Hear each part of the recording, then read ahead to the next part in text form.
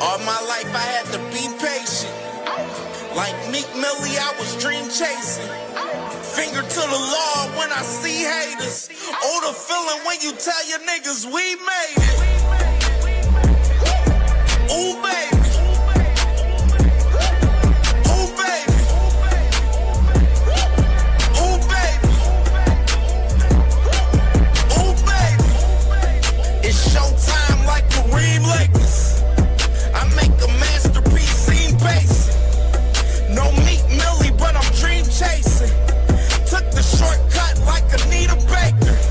I want the bright lights that you see in Vegas. I need a big house with like 3 basements. Drop an M on the whip, think I'm speed racing. Don't know if it's the Transformer or the Green Ranger. My nigga Mac got the beat banging.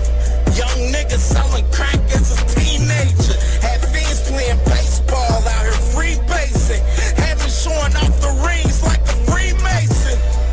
My mama gone, but I keep pacing. Trying to keep it all together like I need braces. Family calling when they need favors. When I was broke, they was acting like complete strangers. All my life I had to be patient. Like Meek Millie, I was dream chasing. Finger to the law when I see haters. Oh, the feeling when you tell your niggas we made it. Ooh, baby. Ooh, baby. Ooh, baby. Ooh, baby. Rest in peace, the Nippy was the street savior. Got my Yo, yo, yo, yo, yo, yo. Hey, Here. what's popping? Hey, new segment, new show right here with my beautiful sister, man, Jag Queen Boxing right here, man. And this is called Read the Room right here with me and my sister, Jag Queen Boxing. So, y'all already know. Salute to my sister, Jag Queen Boxing. What's popping with you, sis? What is going on? What a crazy past weekend we had. Ugh. Man. Man, crazy, crazy weekend, man, for real. Like it was a long weekend of boxing. That one night was long. It felt like it was like a whole entire weekend, but it was a whole weekend of fights and stuff. Of course, with Turkey and them guys putting together fights on Tuesday with the open workout card pretty much with prospects, and then they had Thursday night where they had the underdog card where they had some of the low level fighters as far as pro guys, some prospects as well. Thursday night fighting on the underdog card, and of course we had Saturday night where we had a lot of fights, a slew of fights, but of course, we was mainly focused on Bud Crawford and Canelo, obviously, and of course we got the results of that. Bud Crawford solidifies his greatness by cooking Canelo. Cook that boy Canelo. Like I surprised the hell out of me. I ain't gonna lie, definitely surprised the hell out of me. But we definitely gonna cook up on Bud towards this show. You know what I'm saying? But we definitely got a few topics to get over, you know what I'm saying? What I'm saying? And go through and definitely cover on this first episode of Read the Room, man. Because we're here to make y'all read the room, man, for sure. And just to Absolutely. start everything, make sure y'all hit the like button for sure. You know what I'm saying? It's free, it don't cost you anything. And for sure, definitely subscribe to the channel. Subscribe to Jag Queen Boxing as well. We both working, man. We definitely grinding out here, man. So, we definitely, what I'm saying, wanted to come together as one and put this, what I'm saying, put this content together for y'all, man. That's fire. And no, we definitely gonna give our takes and our opinions on everything that we got in store for y'all. You know what I mean? So definitely, let's go ahead and get into this first topic that we got right here, which is kind of Okay. crazy. Went viral today, like Mm. viral news, which is, we're gonna cover big topics on the Read the Room show, like the big topics. And just starting off right here. It really pains me for this one right here. It really pains me to Mm, start off with this one right here. So, mm, Cameron, Adrian Bronner, Cameron Mace, they got Adrian Bronner on their podcast called It Is What It Is this past morning. And it was nasty work. I gotta say, it was nasty work. Like AB, I love my dog AB, man. You know it. The people know me. I'm from Cincinnati, and AB, of course, he's from Cincinnati, and it's just a nasty scenery to see AB in the state that he's in, man. It really is. I gotta say that just to start off with, this topic. yeah. And today. No, like I said, I mentioned before, AB, he was on Cam and May's show called It Is What It Is. And I'm going to play a short clip of the interview. You look so good in person. Thank you. For I real. appreciate that. Hey, What you waste that? I love you. What a guy. I'm sorry. My bad, y'all. My bad. Arabia, is that a real background? Hey, Stat, could you stop Yes. Can you stop smiling? You Arabia is. nah, yo, bro, some G, yo, bro, some G shit. We got a my boyfriend here, yo. Oh shit. I told you that. My bad, bro. my bad. Nah, like it's all like. Okay, we can move on to football then. Stat. Oh my god. Yo, Stat, let's do the football. I guess that answered the question about Floyd. When I see you taking off some I'm time, mesmerized by Stat. this nigga here, bro. I did not know you looked that good in person. My bad, bro. You're amazing. All right, hey, we gonna have to ask you to go, my nigga. I mean, I have to ask you to go, man. I'm gonna pay you for your time, for being here. I appreciate you. But I love you, my nigga. I'm not doing it again. Yeah, no. I can't. I asked you the first time. I don't have no problems with you, but I'm gonna pay you for your time. But you can't violate, bro. I told you that. I'm not, though. I'm not. Nah, I told you niggas boyfriends in here. You know me with my brother Oh, and shit, all that. my bad, bro. My bad. Nah. But I appreciate your time. It's me. Well, if you want to wait for us outside, you could, but I'm not going to sit in and not value your time neither.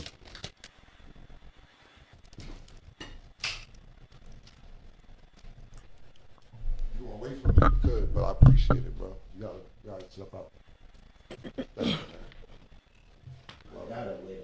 Yeah, no problem.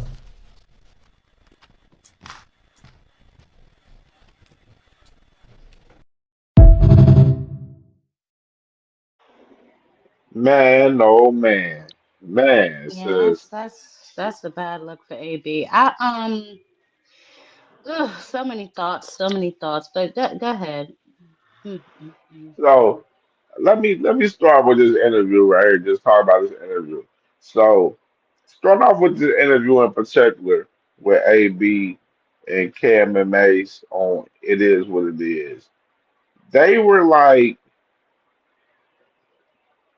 at first when they first came on, they like AB was like, damn, I ain't think I was going like he was surprised that he was on there. It was almost in the sense to where like it wasn't planned that he was gonna be on it. To me, in my opinion. But they was like, yo, we gonna pay you for your time and stuff like that and everything and stuff before him when they first, came on the show. To where it made me think like this wasn't planned. Like this interview wasn't planned. That's just my opinion. It may been planned. I'm not sure. But if people understand and watch It Is What It Is, they film their shows at nighttime and they drop in the morning. So I'm assuming that this was filmed at nighttime and it was dropped in the morning from them because that's what they typically do. So when when AB was like, looking surprised that, he was on there, it was almost in a sense to where it felt like this wasn't planned that, they didn't plan for AB to be on there. It almost made me feel like they messed around and seen AB where he was at, whatever, and they was like, "Yo, man, what's up?" They grabbed them up and they kicking it, and then they like, "Oh, we running the shoulder." Like I don't know, what it is. This is maybe I may be tripping or assuming, but to me, this interview wasn't planned from the beginning, though. In my opinion, the way everything started off, and then just heading into the interview, they asked him some boxing questions. They asked him about no, they asked him about the Canelo and Bud fight, and AB gave major praise to Bud. He gave major praise to Canelo as well. I could say he gave major praise to both of those guys for the fight. Major praise to Bud Crawford. He mentioned that Bud Crawford, he got a lot of love for Bud Crawford due to the fact that he showed up to Mike Stafford, AB's coach that passed away, which is a significant figure in Cincinnati. Mike Stafford, as far as Golden Gloves here in Cincinnati with the amateurs, everything. You know what I'm saying? Like significant figure here in Cincinnati. Coach Rasheed Warren, coached a lot of significant boxers here in Cincinnati. AB mentioned that Bud Crawford came to Mike Stafford's funeral, and that got him a little bit emotional when he mentioned that a little bit. And he said that he was definitely going to always show a lot of love to Bud Crawford within that part of the conversation. And then they asked him like asked him what you got going, like AB, like who you want to fight and stuff. And then you know they asked him about 147 and stuff, and then AB like, nah, I ain't fighting at 147. I'm fighting at 140. And my thing is, you talking about fighting at 140? I'm like, bro, you fought at 147 your last like several times. You've been talking this 140 stuff for a long time, and and we have not seen you fight at 140. It's So wishful like. thinking. So Yeah, it's wishful think. It's pretty much wishful thinking. So I'm just like, no, we're not one. The 140 talk is like irrelevant for him to even mention. Like, you know what I mean? Like, so he talked about that. Then they asked him who you want to fight at 140. Like, who you want to fight at 140? Then he talking about all of them. And he like, I wanna. And then he mentioned that he wanna, get all the belts and talking about he wanna become undisputed at 140. He didn't mention no names when they asked him about 140 though, like no names at all. yeah. Where I was like, damn, like this man ain't mentioned no names, like he ain't give us no Uh, context for it, like yeah, so. To where me thinking in my mind, I'm looking at him at this point where I'm like, hey, B's tipsy right there. He's tipsy. AZ probably don't even know who's It, at it, it, 140. it That's probably settled why he in ain't on say me. no. It took. I ain't gonna lie. It took a little while for me to notice and settle in where I'm like, hey, B in here tipsy right now. Like he tipsy. Like he ain't he's not fit for this interview 100%.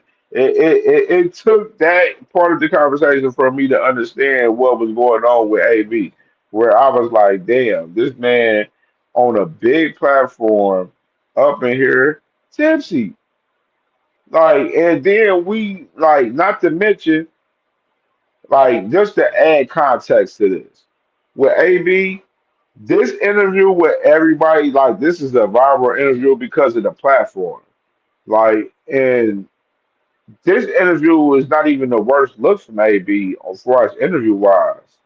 Like his worst look was on the Danger Project interview. And that interview was just bad for business. Like Danger Project, that was like AB was their first interview with a boxer too at that. So where like that interview, like AB couldn't even function in that interview. Like it was just bad. And I mentioned that where I'm like that Danger Project interview, one of the worst interviews from a like not even one. No, that's the worst interview. This one definitely like top three for sure. But this one, like that Danger Project interview, bad for business, was nasty work, and I'm just like, like this is not where it's at right here. And I would say for in general. this after they asked him about they asked him some boxing questions. Matter of fact, no, I don't even want to skip through that.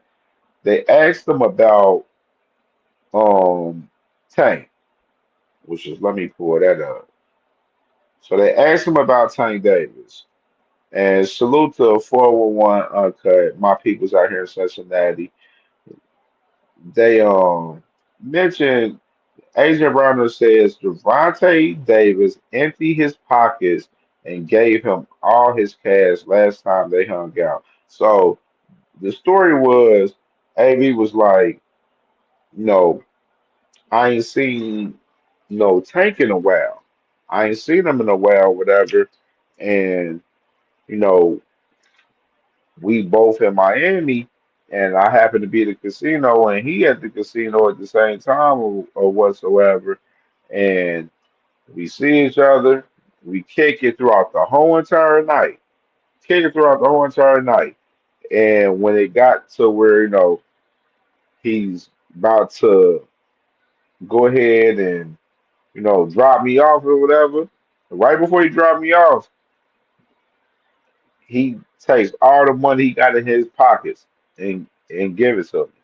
And then AB was like, "It- it's crazy because like that's the same thing I used to do to bruh. Like, and like, you know what I'm saying? And so AB thinking of it in a deeper perspective to where like the position that Tank is in now is the position that I used to be in. Yeah, it's all coming full circle, and that's, as you said, that's a lot of things that, doesn't get talked about when it comes to Javante Tank Davis, his giving spirit.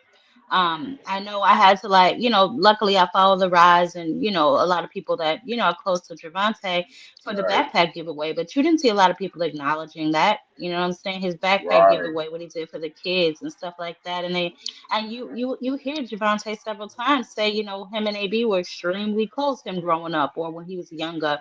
AB is the one who brought him to Mayweather. You know what I'm saying? So I can understand that. I can respect that too. That's real nigga shit. You know what I'm saying?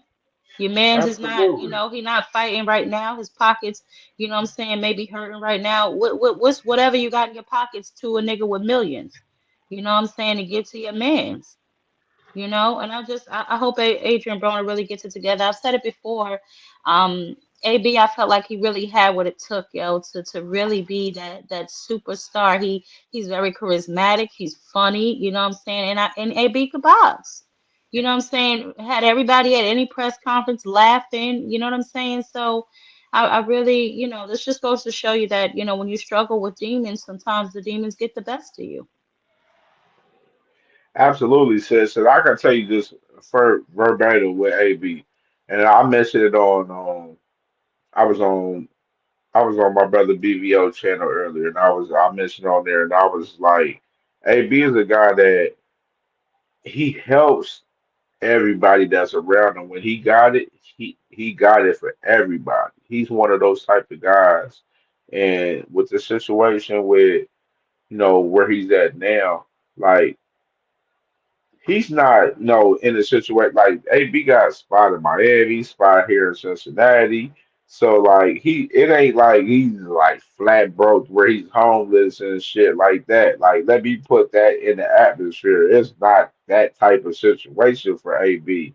Like AB, he's good, but it's just like he's not in the best state. He's not in a state to where like you would think he would be. Like what I'm saying? Especially him, fighting the fights that he fought in, making the money that he done made and stuff, and the process.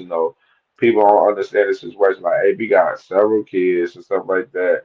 Got a lot of people to look out for and everything, and that shit becomes draining. And I can tell you right now, with AB in particular, like alcoholism is his downfall. I can tell you that in particular. Like Yeah, alcoholism is the biggest downfall for AB because he can't shake the demon off of drinking, hmm which is, I mean, literally, I can tell you right now that like, Mrs. Cam J, literally showed like she's being the crazy shit. So she's in this group on Facebook where it's a group where they talk about the dead. And literally she showed me this before we came on here to where like she showed me this like story of this guy that where he passed away from alcoholism to where like that like struck home with me a little bit because it's like I don't want that to be that for AB because his Yeah. alcoholism, which is I'm like saying this publicly right now, which is people in Cincinnati we know it, the world don't know it, but we know it here in the city. His alcoholism is very fucking real, and it's his biggest demon that he can't shake off right now. Like, it definitely has prevented him from being consistent and fighting in Hmm. recent years. Like, it's You been can an issue. you can tell he misses it though. You know what I'm saying? You can tell he Yeah, misses boxing. yeah, he loves the lights and the cameras and the Oh action yeah, for and being able sure. to be out there fight week and popping this shit and everything. He misses all of that It's the shit for it's the sure. discipline. It's the discipline too that he needs to get under control, and a lot of that stems from his alcoholism. Absolutely. And I mean, one thing I do want to say about the whole interview in particular, though, like, this is my thing. Because Cam and Mason, they released a video on their channel where it was the deleted scenes from I saw the that. interview. I saw that at the bottom, and I'm like, And why even put that out? Why did you put so that out? That was I see, unnecessary. yeah. So I seen a clip of it, and I'm like, okay. The clip is showing where y'all stopped the show and then y'all chopped it up with them and told them to chill, whatever. But I'm like, okay, if y'all was willing to stop the show, then I'm like, why even air this particular, no, why even air this show? Period. For one, then for two, like. Why would y'all even like continue to have him on after y'all was talking boxing and y'all knew the conversation with boxing was very limited in him to where it didn't go much anywhere. Like once y'all knew the boxing conversation was dead for real, y'all should have moved on and been like, hey, stop the show. Be like, hey, B, we ain't talking boxing no more. We about to talk football. We about to move over the show. Thank you, bro. Pay him the bread. Keep him pushing from there. They could have did all of that off Well, camera. it was I'm about to say it was a few things that they could have done off camera. They could have paid him off camera. I thought that was extremely tacky of Cam.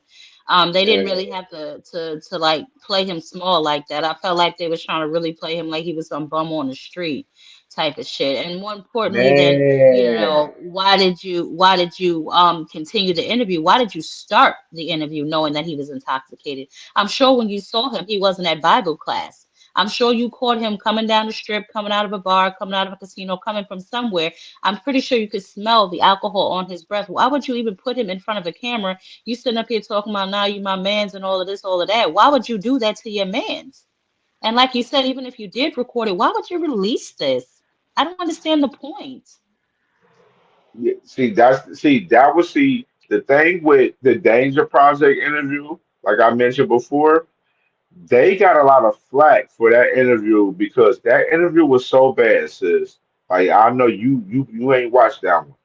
That interview was so bad to where like I seen it live when they aired it. I seen it live, and I was like, "This ain't where it's at. Why would y'all even let him on here the way he is now?"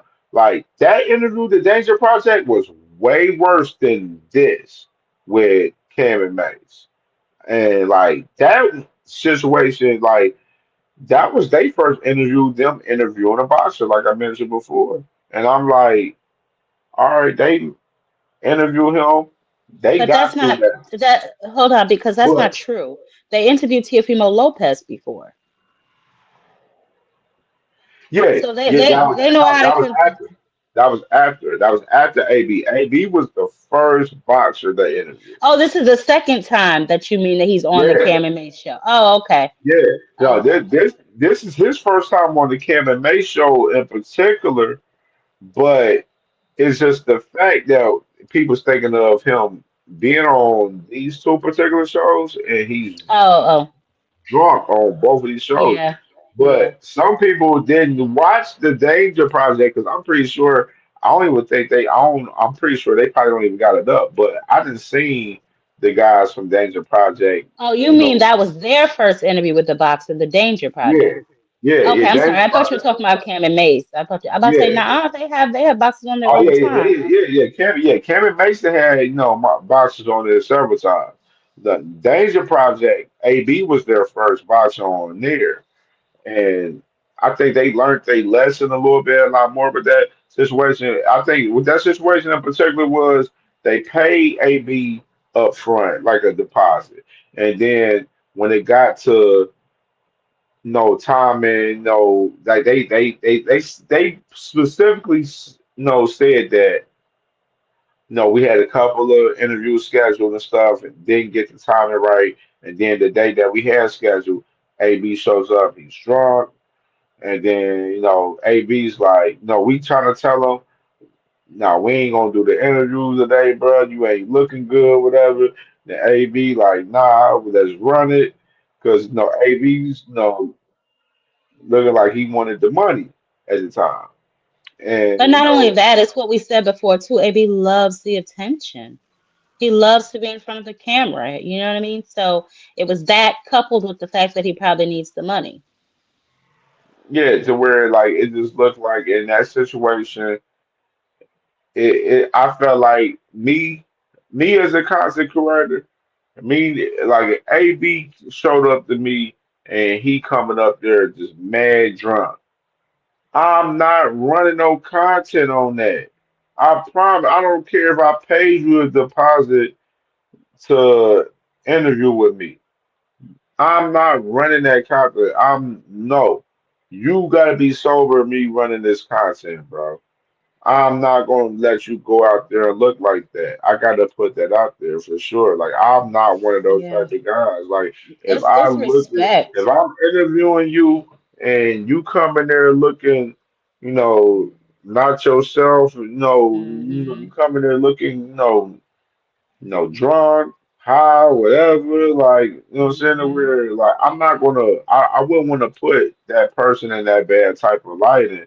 I mean, to where the world see them in that manner, and then, the world, get to give their opinion in a negative, manner with him. Like, I just wouldn't want to be that person. Exactly. Because Exactly. that's what's happening right now. People gotta learn how to read the room. That ain't the Gotta read the situation to put room. him in. Like, That's because not the situation to put him in. And that doesn't, it's like that's not good content. All content, I don't care what people say, all content ain't good content. it's If the not. person that you're if the person that you're interviewing is not coherent, why would you continue to interview them? That's why I said they should have never even got into even interviewing him in the first place. Because I'm not if I know AB history, like Kevin Mason, like this is one thing I noticed about Kevin Mason. Kevin Mason's pure casuals when it comes to boxing, pure casuals. They didn't even know who was champion at 140. Like What? they didn't even know who fought at 140. They asked AB. AB wasn't willing to tell them because he wasn't even able to tell them because he drunk. So like they didn't even know who was champion at 140 for one, let alone know who even fought at 140. To even ask him the question, who's at 140 that you want to fight?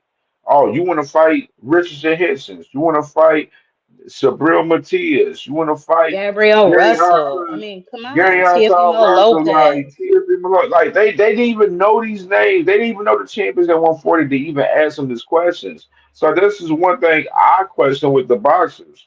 Like Do y'all watch these dudes that y'all interview with? Whether the platform, y'all just looking at the views or the subscribers of the platform? I think that's That what a be lot of my them do. that's where I be looking at for real. Like I'm like, yeah, you gonna look at the subscribers and stuff for sure, but you ain't gonna sit there and be like, oh man, they got 100 views. I ain't interviewing with them. They may give you the best interview of your life. You never know. Yep, yep, yep. But a lot They of may these look out high for you better profile. than the bigger platform. Yep, because the bigger platforms, as we can see, are just looking for highlight reels or something they can put out to go viral.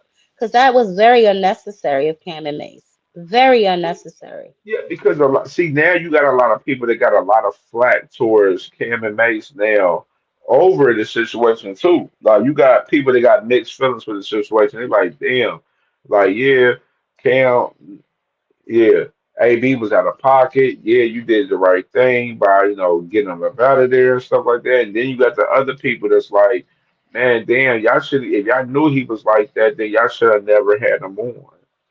And there's a way to do things, right? Like there, I'm sure that y'all have a camera crew. I mean, they put a little bit of money behind it, is what it is. Why you didn't cut to commercial and then get him up out of there? Pay him and then get him up out of there. You know what I'm saying? Or go to, like, not even like a real commercial because I know they don't do commercials, but play one of your ads. And this episode is sponsored by whatever. Let the ad play while you pay him and get him up out of there. Like there's a way to do things to show a little bit of class and a little bit of humility.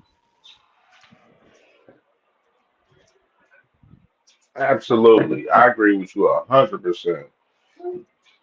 I agree with you 100% because I was like, no, that you gotta let AB be, gotta let AB be able to be good on his own behalf, like, and Yeah, let him have some type of dignity to where, like, okay, exactly. y'all understand, y'all seen him in the headlines, possibly having a fight coming up. Y'all don't want to give him that outlook by putting him on a platform where y'all know he tipsy, where he possibly gonna be able to, you know, mess up and talk some wild shit or whatever, do And some that's what shit they that were y'all don't banking want on. to do. And that's what I'm happened. sure. Like, I'm I'm pretty sure. sure they did not watch the Danger Project interview to know that that's a possibility that would happen if y'all put him on the show. And like I said, wherever they found him at, I'm pretty sure that he was already drinking. He didn't come there drunk. It was at nighttime. So I mean, well, he came there drunk, but I mean, he wasn't Yeah, getting because drunk while he was there. yeah, because So y'all they had to they know he was first under the they influence. they they they recorded this show at nighttime, so it made me look. It made me think like because I think because Cam, I think they're in Miami with the show, and no, Yeah, they're in AB, Miami. yeah, so they're in Miami. AB's he has a place in Miami out there way in Florida, so like he be out there way a lot. So I think it's just like they seen him and then they just wanted to run some content thinking he was gonna be good, and it was just a bad content situation that turned bad. Like was just crazy. Like it's crazy, man. But I'm just saying in general with AB, like he just and this what see this what let me show this too. I gotta show this because they deleted this too off of their Instagram. So let me go there. So they put this up right here, and they ended up deleting it though in recent time, like trolling AB for a second, and then like this would made the That's what I don't situation understand. with Why Cam and go through all that? not. Yeah, see, this what made it seem like it wasn't genuine for real on their end with what they did on their end for real. Like this what made it like ungenuine right here. It's not genuine, and that's so tacky. Why would you do that? What was the point of that? Like, I just don't understand what, like, okay, so he got a little bit flirtatious with Stack Baby.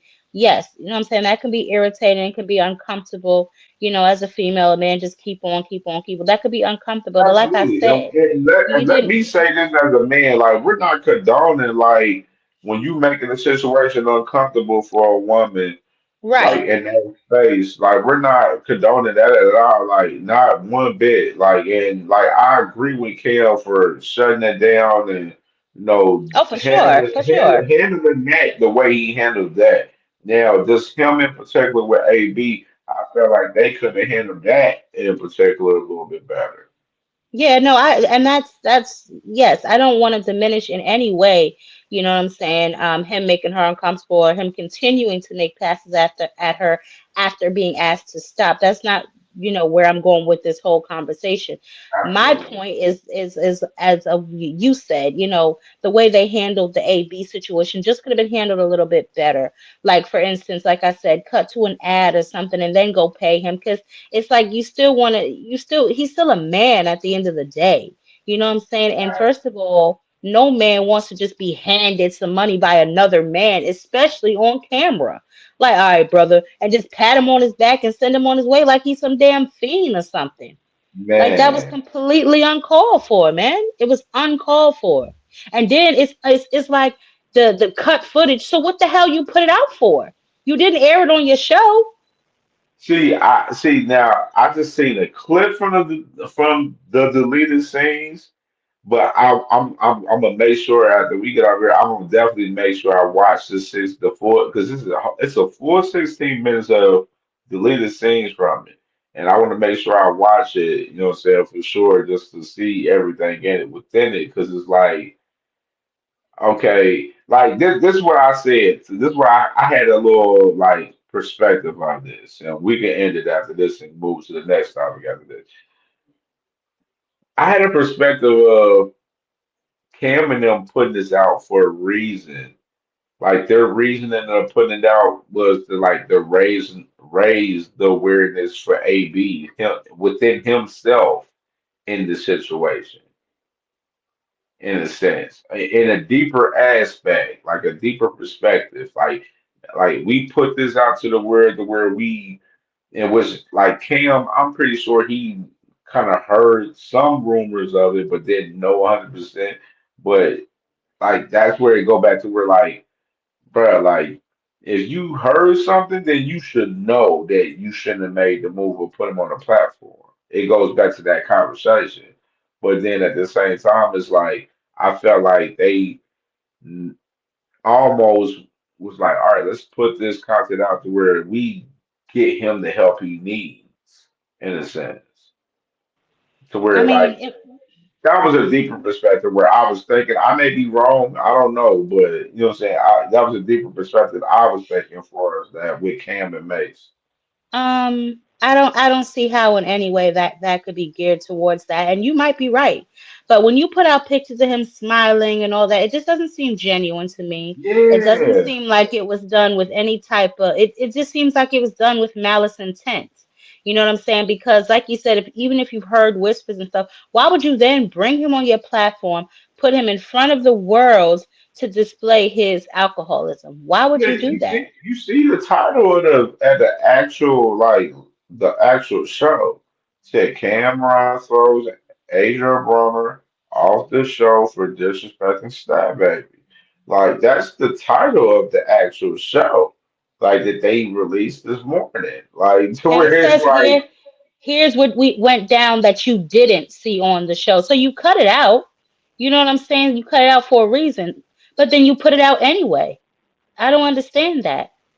I really don't get it. I mean, you handled the situation, albeit incorrectly. You handled it. You know what I'm saying? You paid him his money, but the way you handled it was done very like belittling to me. it But maybe really they was. did put it out to I guess make him aware of his alcoholism. You don't think that nigga know he alcoholic? Oh, he definitely know. He definitely know. It's just like it's nobody like I can say in particular like because I had one of my guys that's very close to AB from here from Cincinnati. When they announced him fighting recently, like a couple weeks ago, one of my guys was like, "Man, he really gonna fight Cam?" I'm like, "That's what they saying." I mean, they. I mean, that's what I'm hearing, and that's what they said, and the fight is on Box Rec and everything. So Oh like, my God. what I don't want Adrian Broner is back in the ring, bro. I don't and want him he back was in the ring. like, and this is what he told me, and he was like, how he gonna fight and he drinking every day? And I was like, Right. and he said this to me, and I was like, and this is around the time when we're seeing a mixture with AB, where like at this time, AB hangs with this guy in particular out here. I ain't gonna say his name out here, but he cool people. He's a cool dude. But loves AB, but he's not the great handler for AB if you're hanging with him on a like regular basis. Like, if you're gonna be a handler for AB, like what, like you hanging with him and stuff, like you need to be limiting him on doing a lot of Right. stuff. Right. So you need to be lit like him drinking. That ain't happening. No, we getting you in the gym. We're in the gym. We're working. AB needs to be in the middle of, I don't want to say the woods, but So in the middle of like it's like yes, a it's like country. it's not like right now. He don't have yes men around. He don't have like yes men Real around him. ones. No. He don't have like the guys around him that's gonna tell him no right from wrong either. The In a real ones. He sense. don't got no real ones around him. That's what's happening. That's why I say he needs to be put somewhere in the middle of the not a forest, but like in the middle of the country where there's no stores for miles, and he needs to just clear himself, detox, and really focus. Because I don't think that he's ready to step back in the ring. And I would hate to see, you know what I'm saying, something, you know. Yeah, I don't want to see him back in the ring at all right now at all. That's just me personally. Like nah, ring, no, uh. Because like we seen what happened with you with Blair Cotton. Then you're in your mid 30s now, and Father Time is dead. Especially when Yeah, I don't. you ain't active enough. Right. You haven't been active enough, and that Blair Cobb situation should not have went like that. And then, hey, crazy part says, bro, broski, man, salute to my brother, man. Ohio runs boxing, man. He been getting backlash for AB. They've Salute been to Marcus. they've been in the comments on my brother man Marcus man all your runs boxing man on the comments on my dog. Like I'm like, man, y'all ain't gonna do my dog like that though. Like damn. Like it's crazy though. So it's just a crazy topic, man, for sure. Like it's just crazy for real. And let's go ahead and get into the next one. We're gonna move forward. All right, so matter of fact. Let's go ahead and do Eddie Hearn. Let's do Eddie Hearn now. Let's go ahead and get this out of the way. So I'm gonna play this video clip. We got several clips of Eddie Hearn to cook up on for real, to be honest. Okay. But I'm gonna play this first one with Eddie Hearn right here. Eddie Hearn Bet. versus Dana White, but it was Eddie Hearn and Dana White because you know what's going on here. There's competition, but both of you continue to preface your comments with compliments. But there's something that we've never seen with you guys. Like we just did a whole 30-minute breakdown on every single clip of you guys talking about each other last week, and there was a lot of passive aggressiveness there. There's something going on here between you two. And so, can I ask, what is the state of your relationship with Dana White right now? No, honestly, our relationship's good. Like, I've never had any kind of falling out with Dana. I can't stress enough the respect I have for him. I've done it on this show many times before. I feel like he is, certainly the greatest MMA promoter and arguably one of the greatest combat sport promoters of all time. The business that they've built is absolutely incredible. The team of people they have there are first class. But you can't expect me, a guy who's extremely competitive, to not want to roll up my sleeves and see who is the best in boxing, because I believe I am the best in boxing. I mean, we're the only global promotional company in the world, and I believe I'm head and shoulders above everybody as a promoter. Call that delusion, call that arrogance, or call that the truth. But that's what I truly believe. And, I'm excited to cross swords with Dana. There'll never be any disrespect, if I'm honest, and I'm not. You're never going to see me slagging him off or talking down about him. I'm excited by the challenge because I think it's a real challenge.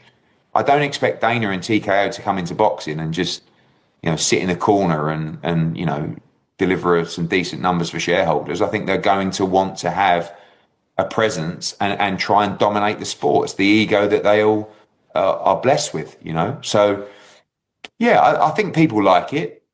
And it's good for me in many ways. It's good for me personally to have that competition. It's good for my profile, I guess, if it's Eddie v Dana, and I'm more than happy.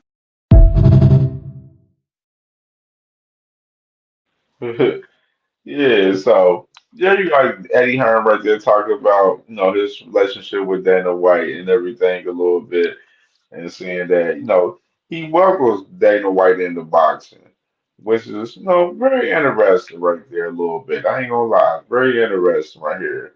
And let me play Um, this. Go ahead, you gotta go. You got something to say about it? Go ahead. no, Go go ahead. ahead. Go ahead. I'll wait for the next clip. Go ahead. All right, so I'm gonna play this next one right here. He gets a little bit more in depth, a little bit in this next clip right here. I'm not sure whether we'll be successful in boxing or we're going to give it a good go. He's going to do exactly what I would say. Look at me when I got my DAZN deal. I came out bullet. I mean, I look back now, I think I might have even got it wrong, but it's the only way I know. We're coming to dominate. We're coming to take over. We're coming to put everybody out the game. And it's taken us 5 years to get in a dominant position in America.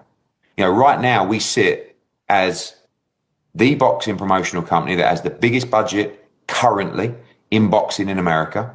You have all these major boxing promotional companies with dozens of world champions and a roster of great fighters who have no broadcaster. They're completely on their arse. And we are in a fantastic position. So, I think that when he talks about he's delivered 2 of the biggest fights of all time, I mean, if you really want to come into boxing and call Mayweather-McGregor one of the biggest fights of all time, please. It was an exhibition. It's not a fight. And by the way, Crawford-Canelo was not Dana White's fight. It was Turki Al-Sheikh's fight. And he was invited to be the promoter. Well done. Good. Well played. I'm sure you made a few quid. But let's not get it twisted. The work that Turki Al-Sheikh has done in boxing has paved the way for Canelo Crawford. Without Turki Al-Sheikh, Canelo v Crawford never would have happened. In fact, it wouldn't have even been a fight that Dana White would have even considered or thought of making. So, well done to Dana, well done to TKO. But let's give the credit of Canelo Crawford to Turki Al-Sheikh, the man that truly paid up for the fight, the man that truly had the vision for 2 generational greats.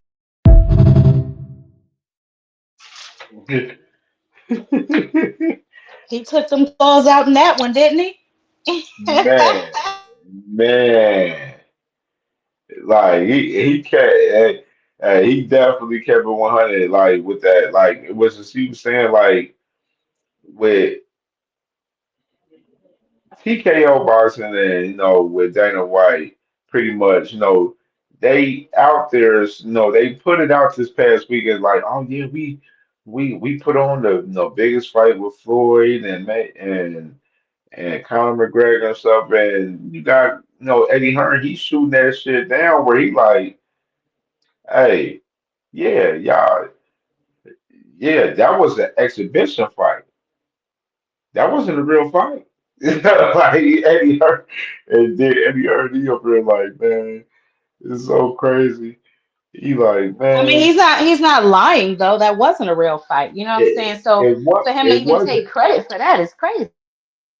And then he's saying that it was no the gate, which is no, we ain't even talk about the gate for us that a little bit.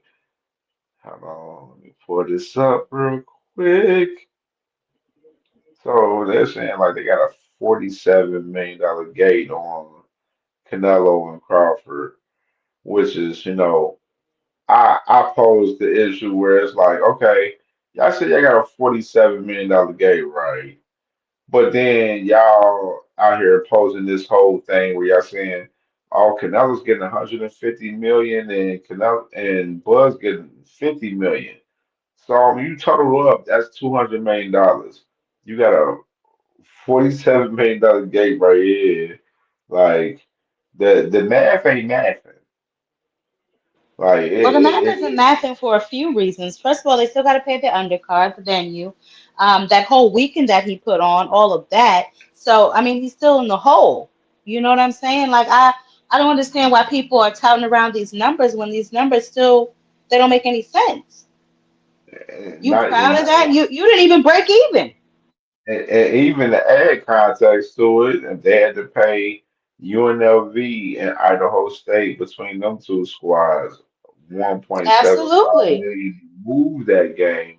Let alone you had to pay Allegiant Stadium to have the event there, which we don't even know how much that costs. You know what I mean? So I mean, we already looking at the where the expenses on this is definitely not math in the way people think is math. They see this number right here, 47 million, and they thinking like they made crazy bread on this fight, but not looking at what the fighters got paid out and all the extra other expenses outside of that for an event. People don't understand how hard it is to put on these type of events. It takes a lot of money, time consuming, connections, etc. And this type of event, it took a lot of that, what I just mentioned. And it's just hard for me to believe.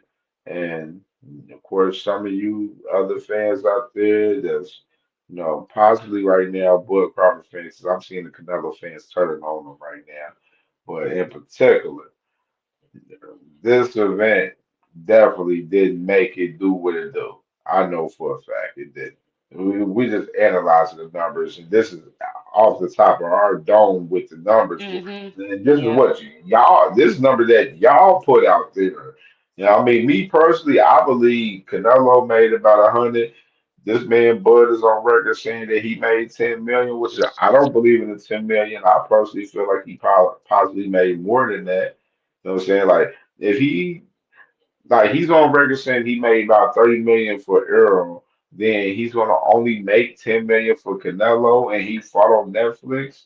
Nah, I don't believe in that. Nah, that's cap. And Like Canelo that's Canelo made more than that because if you remember at the press conference, they were saying something like, a reporter asked him, so Canelo's getting 100 million. He said more than that.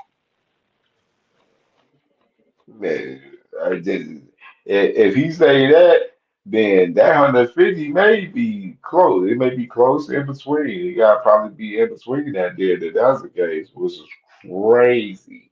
This man Turkey just spent all that money. Like, what is it? We're gonna get into that aspect. We're gonna get into that. We're gonna get into that. Let me Hmm. play let me play this next clip right here of this man Eddie Hearn, man. Right here. This is another interesting one right here. Who? Turkey and Dana. Working with Turkey Al Sheikh is a wild ride. A wild ride. And I look, Dana works at a high level. At Mark Shapiro, Nick Khan, all these people. I mean, they're very, very good at what they do, very smart. But they also like to do what they do and what they want to do. And Turkey Al Sheikh, I'm just being straight. He doesn't really allow you to do what you want to do. He does what he wants to do, and you follow. And I've learned over the years of working with him, your advice mainly falls on deaf ears, but I've also learned that he's definitely not an idiot. He's a very smart guy. And there's a method to the madness. But the traditional ways of going on sale through tickets or announcing the press conference or even announcing the fight is just not the traditional way with him. And I think they're going to clash. But money's money, isn't it? I mean, it depends if sometimes you're prepared to keep your mouth quiet and do as you're told. I am. Are they? I mean, that's the difference for me. I feel like sometimes I know what side my bread's buttered on. And I'm not too proud to say sometimes I will do as I'm told. with these guys because it's a massive opportunity for my fighters, for the sport, and for our business. I don't always agree with what they do. And by the way, I won't keep my mouth quiet. I'll tell Turkey and I'll tell the team around him that I think you've done it wrong. Whether they want to listen or not, it doesn't really matter. But let's be honest. Look at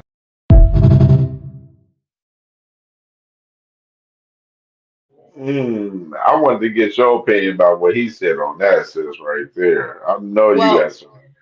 yeah. I just want to know where should I mail his knee pads?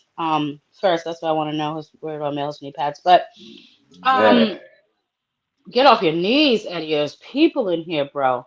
Um, I believe him 100%. I mean, we've seen it in other situations with Turkey, how he's very he's a dictator. Let's call it what it is. He's a dictator. He presents himself as if things are his way or the highway. It was Dana White who had to go and fix the Netflix deal because when he went in there, he disrespected the CEO, which was a woman. So he's still in that particular frame. Just like I don't know if you paid attention when that woman reporter asked him a question, he took a minute to answer until Dana White went over and whispered in his ear. So he still has that issue. He seems very, it's my way or the highway, but that's because, like Eddie Hearn said, he's flashing a bunch of cash around. So, it's going to be his way or the highway. Eddie Hearns has no choice because if I'm not mistaken, they borrowed money from the PIF fund to get him out of the red. So, Mm-hmm. he's still in debt to Turkey, so he has to do what he says.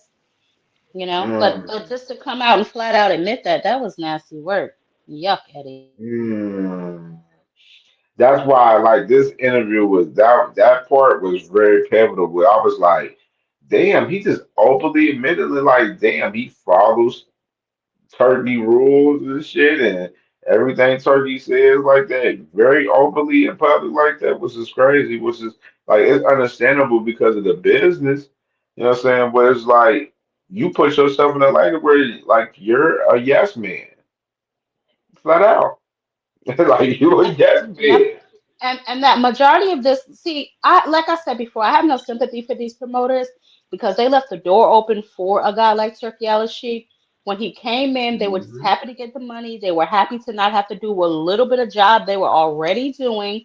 So they allowed this to happen. And they just didn't realize or see Turkey's end game at first because he was shutting them up with cash. But I believe that Oscar has backed away from him. As you can see, Oscar is very vocal about how he feels about Turkey and, Dana White. But Eddie Hearns is in a different position because he borrowed that money from the PIF fund to get himself out of debt. But again, these are Eddie Hearns' problems. You created this. You know what I'm saying? By not following a proper business model, because Eddie Hearn was losing money too.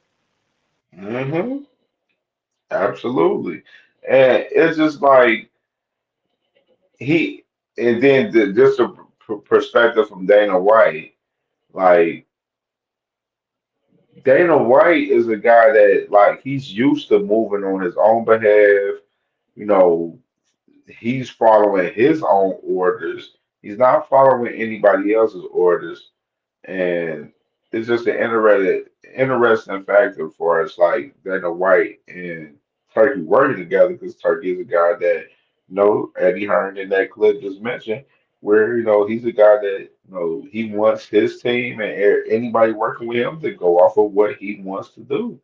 And you got to follow. And Eddie Hearn is on the record in that clip in particular right there saying that he's following the lead. He know how to follow and make the money and be about the business and not worry about your personal, differences with the person or whatsoever. Like, so he's on record saying that right there. Then just to add context to that, like that's just the truth of the matter right there. Yeah, but see, I mean, yes, that he plainly said that shit. But my question is this, like, what I guess as far as putting on the fights and paying the venues and stuff like that, but there's no money coming back. Unless my math is wrong, there's no money coming back. See, this the thing. Eddie knows like that Turkey is flopping. He knows that. Eddie don't give a damn. Long as he's getting his cut out of the deal, he don't care if Turkey flops. He don't care as long as he's able to get his cut and put his fighter on his platforms when he throws his events. Eddie don't give a damn that Turkey flops in reality. That's the fuck the fact of the matter though, sis. Like Eddie don't care.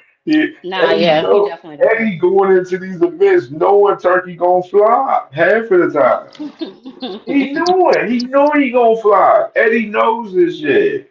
And I'm gonna play this clip right here. Let me play this next one of Eddie right here. Like this interview was crazy. Viewed them as being an asshole and showboating. When you saw that interaction, because you know all these characters, you know the boxing media, what did you think? I mean, look, firstly, when you're taking the floor, questions from the floor, which is something that sometimes we do, sometimes we don't, because after the press conference, I will do every outlet individually, basically, for 3 hours after. I don't really take questions from the floor. I allow them to ask them questions to my face away from the press conference, which enables them to ask a broader range of questions. So I have to be honest that, the pressing of that question, whilst it was a very good and valid question, is not necessarily relevant to the Crawford Canelo fight.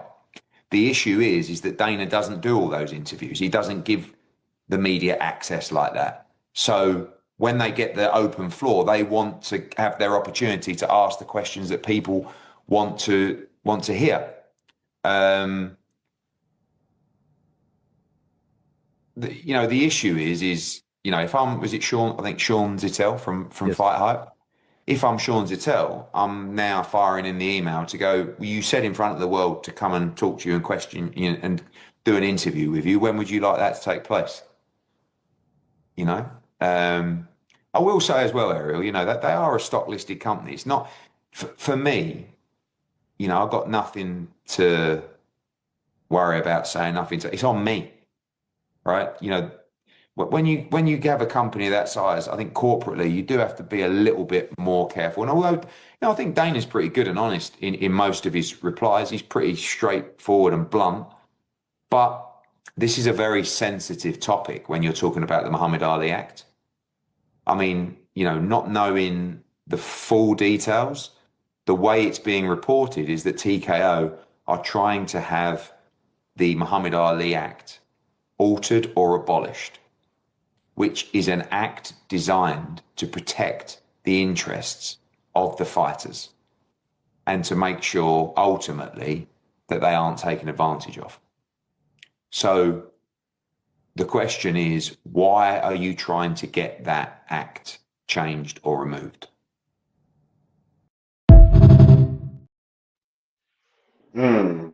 That was powerful right there. A little different That was right there. extremely powerful. Yeah, it was powerful because it's like he's like asking them, why y'all trying to get the Ali Act removed? And he's telling y'all that the Ali Reform Act is made to protect the fighters. And he's posing the question, why are they trying to get the Act removed? I mean, that's a damn good question. It's the question that Sean Patel asked him. I slightly disagree with Eddie because, well, he said it later, but Dana White ain't about to do no damn interview with Sean Patel. You know Yeah, what I'm what you saying? think? Yeah, I want to ask you, what you think about that aspect though, with Certain him people, saying, like he literally mentioned that he's like that Eddie Hearn, he said him specifically that he don't open his press conferences up for the media to ask questions for the press conference in particular. He uses that time for after the press conference. And then he mentioned that, Dana White, him and his team, they open up the forum to ask questions for us, the media, during the press conferences. And when it comes to personal interviews, they're lackluster in that because they don't want to give people those that type of action pretty much, which is that was interesting to me because of the fact that it's like that was so true because I see Dana White. Dana White, not like I've been seeing Dana White, then I've been seeing Eddie Hearn, and I've been seeing Eddie Hearn like literally he don't let media talk too much in press conferences, and then I gotta let me add into context too, in particular for as Sean Zittel for us that situation, which I do agree with Eddie, like Sean Zittel, he asked the question because of the fact that he knew that he was going to get that opportunity probably at that time to even ask that question and that with Dana White in any circumstance. So he did what I would have did. I would have probably did. I know for a fact I would have did the same shit. I'm asking Dana White that question on the spot because I know after this press conference he's not about to give me that opportunity. Oh, Most likely, Sean he's not. Zattel is about to Sean Zattel's about to be blackballed. You can believe that.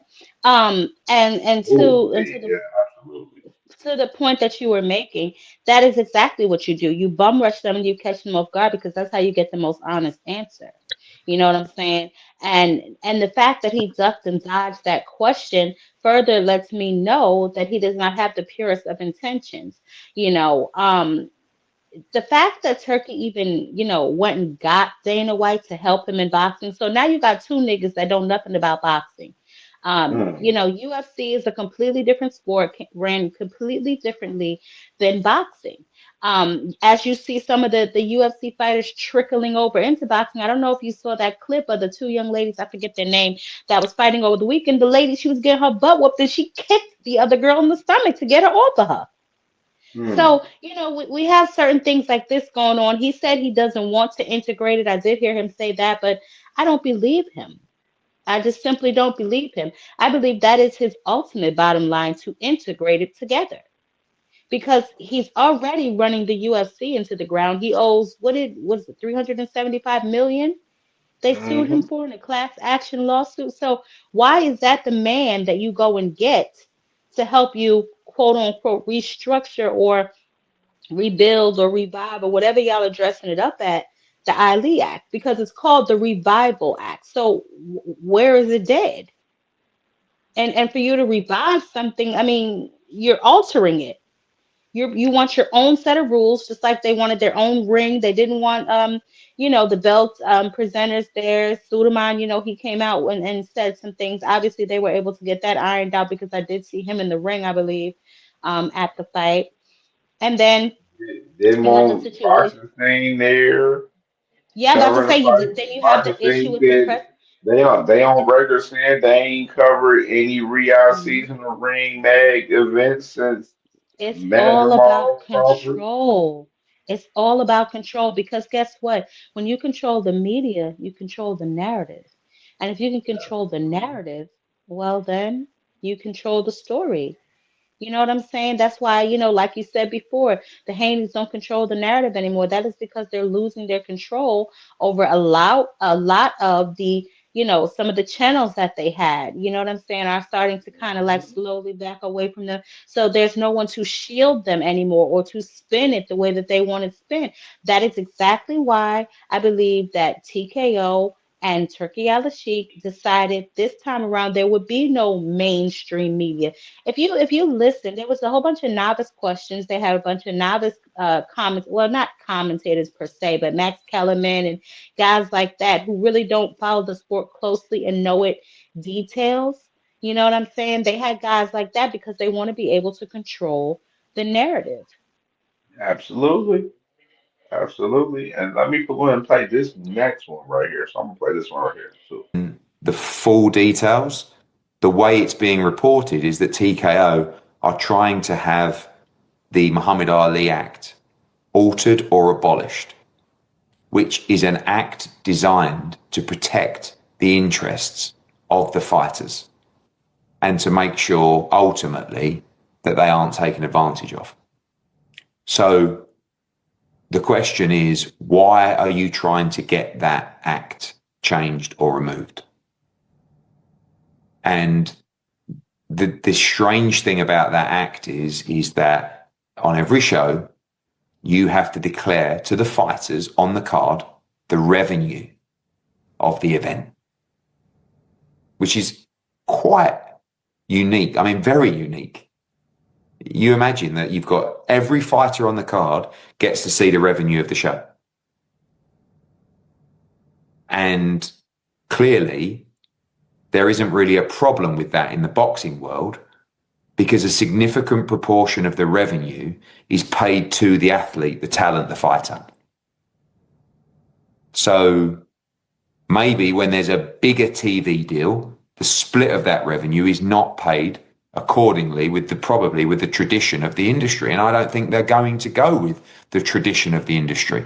I think they will think that fighters are overpaid, because they are in relation to the UFC and MMA talent. So how is the model going to make the money they need it to if that percentage portion of revenue is given to the talent? And you won't know what that revenue is without the Muhammad Ali Act. So, I would love to see the sit-down interview between Sean Dittel and Dana White. I hope that they can do it. It'll be great viewing. But they don't really need to do it. That's the reality. I mean, when you're going into a new market or you're trying to establish yourself, you want to sit down with the outlets and you want to talk face to face with fans and tell them what your mission statement is, what you're trying to deliver in the sport to the fans and for the fighters.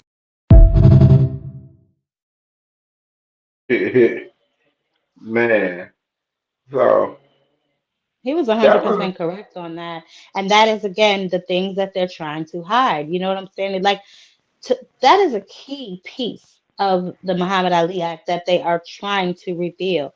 So why? Like, I don't understand the people that are screaming this is a good idea, because why would you want them to hide how much money an event makes that the fighters that you quote unquote love so much are a part of? Why would you want that hidden unless you intend on doing some shady shit? I mean, shit. I mentioned this the other day on my show where I was like, with Top Rank, just think about the fact that they had a $90 million deal with ESPN, and they're not on ESPN anymore. Just think about, the fact that ESPN, when they started Top Rank on ESPN, they were thinking like they were going to build superstars in the pay-per-view stars and be able to profit and make money off of Top Rank, and that wasn't the case. They tried it for several years with Top Rank, funding them money year by year, and Top Rank, it felt like they was shortchanging a lot of their fighters in particular fights and stuff to where they were pocketing a lot of money. You can tell by some of the cards they were putting on. You know what I mean? That's just no, just speaking in particular for as just my thought on that for as them in particular. But like the rights of the fighters being able to see the income being made, I think that's perfect and for them. Now, as far as a promoter, yeah, you probably wouldn't want the fighters seeing what all going out and all going in and stuff like that, which is kind of funny that Eddie Hearn mentioned that because it made me think back about Bud Crawford and Errol Spence when they had the negotiations and he And was don't adding forget things that, to the yep, books and stuff like that. and Yeah, I that was mean, so that's crazy. what it brought that into my just say to my rear view on that one. It was just crazy, You but know, no, you're right about that, but he also sued Bob Aaron for that particular thing, did he not? Keeping him from fights. You know what I'm saying? Thinking that he owned more. So, I mean, just for me personally, it's supposed to be these are the talent. Like, you know what right, I'm saying? How am I supposed to know I'm being paid correctly? I'm supposed to take absolutely. your word for it? You know what I'm And then I saying? mean, then just even in a deeper perspective, like at the same time, why even? No, Bud, even with Bud in his situation in particular, like, dude, you sued this man, but you was the one that decided to sign back with that man. Like, you know what I'm Yep, saying? yep. You could have tried to, when you was a free agent, you could have explored your options, and you didn't decide to do those. You ended up signing back with Cyber and then Hmm. you didn't like how it ended. You know what I mean? That was just that's why, like, I Yeah, tell that. the Blue Copper fans, like, when they be like, "Oh, the guys at PBC didn't want to fight him." No, that wasn't the case. Like, and it's not the shit on Bud, because of course, what I'm saying, we show him Bud love for what he did to Canelo. You know what I'm saying, in particular, but I'm just saying in general, like in that case with PBC at that time when Bud was free agent, he had an opportunity to come over there and fight the fights that he wanted to fight, but he stayed over there at time right. That's just on him. Yeah, he has several opportunities to go over there and make fights. But to broaden the picture a little bit, Bob Bam has been notorious for being, I don't want to say difficult to make cross promotional fights, but especially if he's holding a belt, good luck with that because he doesn't want to take the chance of his belt walking away. You know what I'm saying? That's Absolutely. his leverage. So. And I'm sure they all do it. It's not to, shit on Bob in particular. I'm just making, a general statement that that's what was happening at that particular time. And Bob Am does it all the time. You know what I'm saying?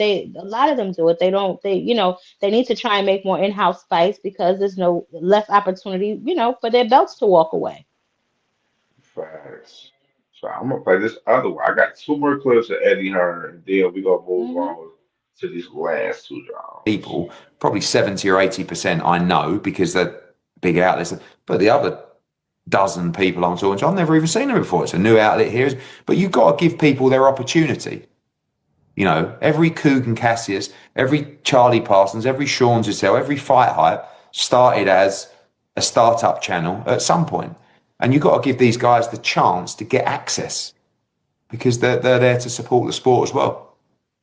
Would you benefit from the fact that the Ali Act gets abolished? Would you like for this to happen? I mean, I've never once thought, I could really do with getting rid of the Muhammad Ali Act. I do find it quite fascinating that you're disclosing the revenue of the show to the fighter. But if you haven't got anything to hide, I don't see why that's really a problem. I mean, the margins that we work off are, I think, and clearly fighters think as well, because they've never had an issue. No one's ever looked at the numbers on the show and gone, oh my God, I can't believe how small the purses are in relation to the revenue of the show. So we haven't really got anything to hide. So I've never, I must admit, when I started working in America, I was quite astonished that does happen. But at the same time, it doesn't bother me because I think what we do is extremely fair. And the purses that we pay are extremely fair in relation to the revenue of the show. Sometimes too high, I think. But it is what it is, and that's the market. And, don't forget as well that if this league comes, I expect the prize money or the purses to be quite conservative. Yet, what's the TV deal? I mean, you just said there, we're going to come in, do a massive deal. It's going to be bigger than anything before. Yet you might be doing a league where, that doesn't even, that whole card doesn't even cover the main event of a standard show because of the cost and the market rate and value of purses for championship fights. Does that make sense? Mm-hmm. So, and that's probably what it smells like to some people. But I don't know what the league, I mean, it's been a while now since it was announced and I don't know what they were talking last week that it's more. So I got Boy, one that more to play. that that Go boy ahead, Eddie go Hearn ahead. know he could. That boy Eddie Hearn know he could throw some shade, can he? Man, he He throw it throw so some shade. subtly because like Yes, he like do. he'll compliment you, then he throw it right back real slick. Throw another little shade right at you real slick, That's or it be that's a crazy. backhanded compliment, and he definitely has mastered the Absolutely, art of being nice, nasty, especially when absolutely. talking about Dana White. So. Yeah, let me play this last one right here for Eddie Hearn right here. The continued global expansion. He said in an interview last week that they have already 70 to 80 fighters under contract. Any fighters that had a fight left with you, or at the end of your contract that you want to say where you were now looking at negotiating against them? Did you hear of anyone that was once on your stable? I mean, I know probably.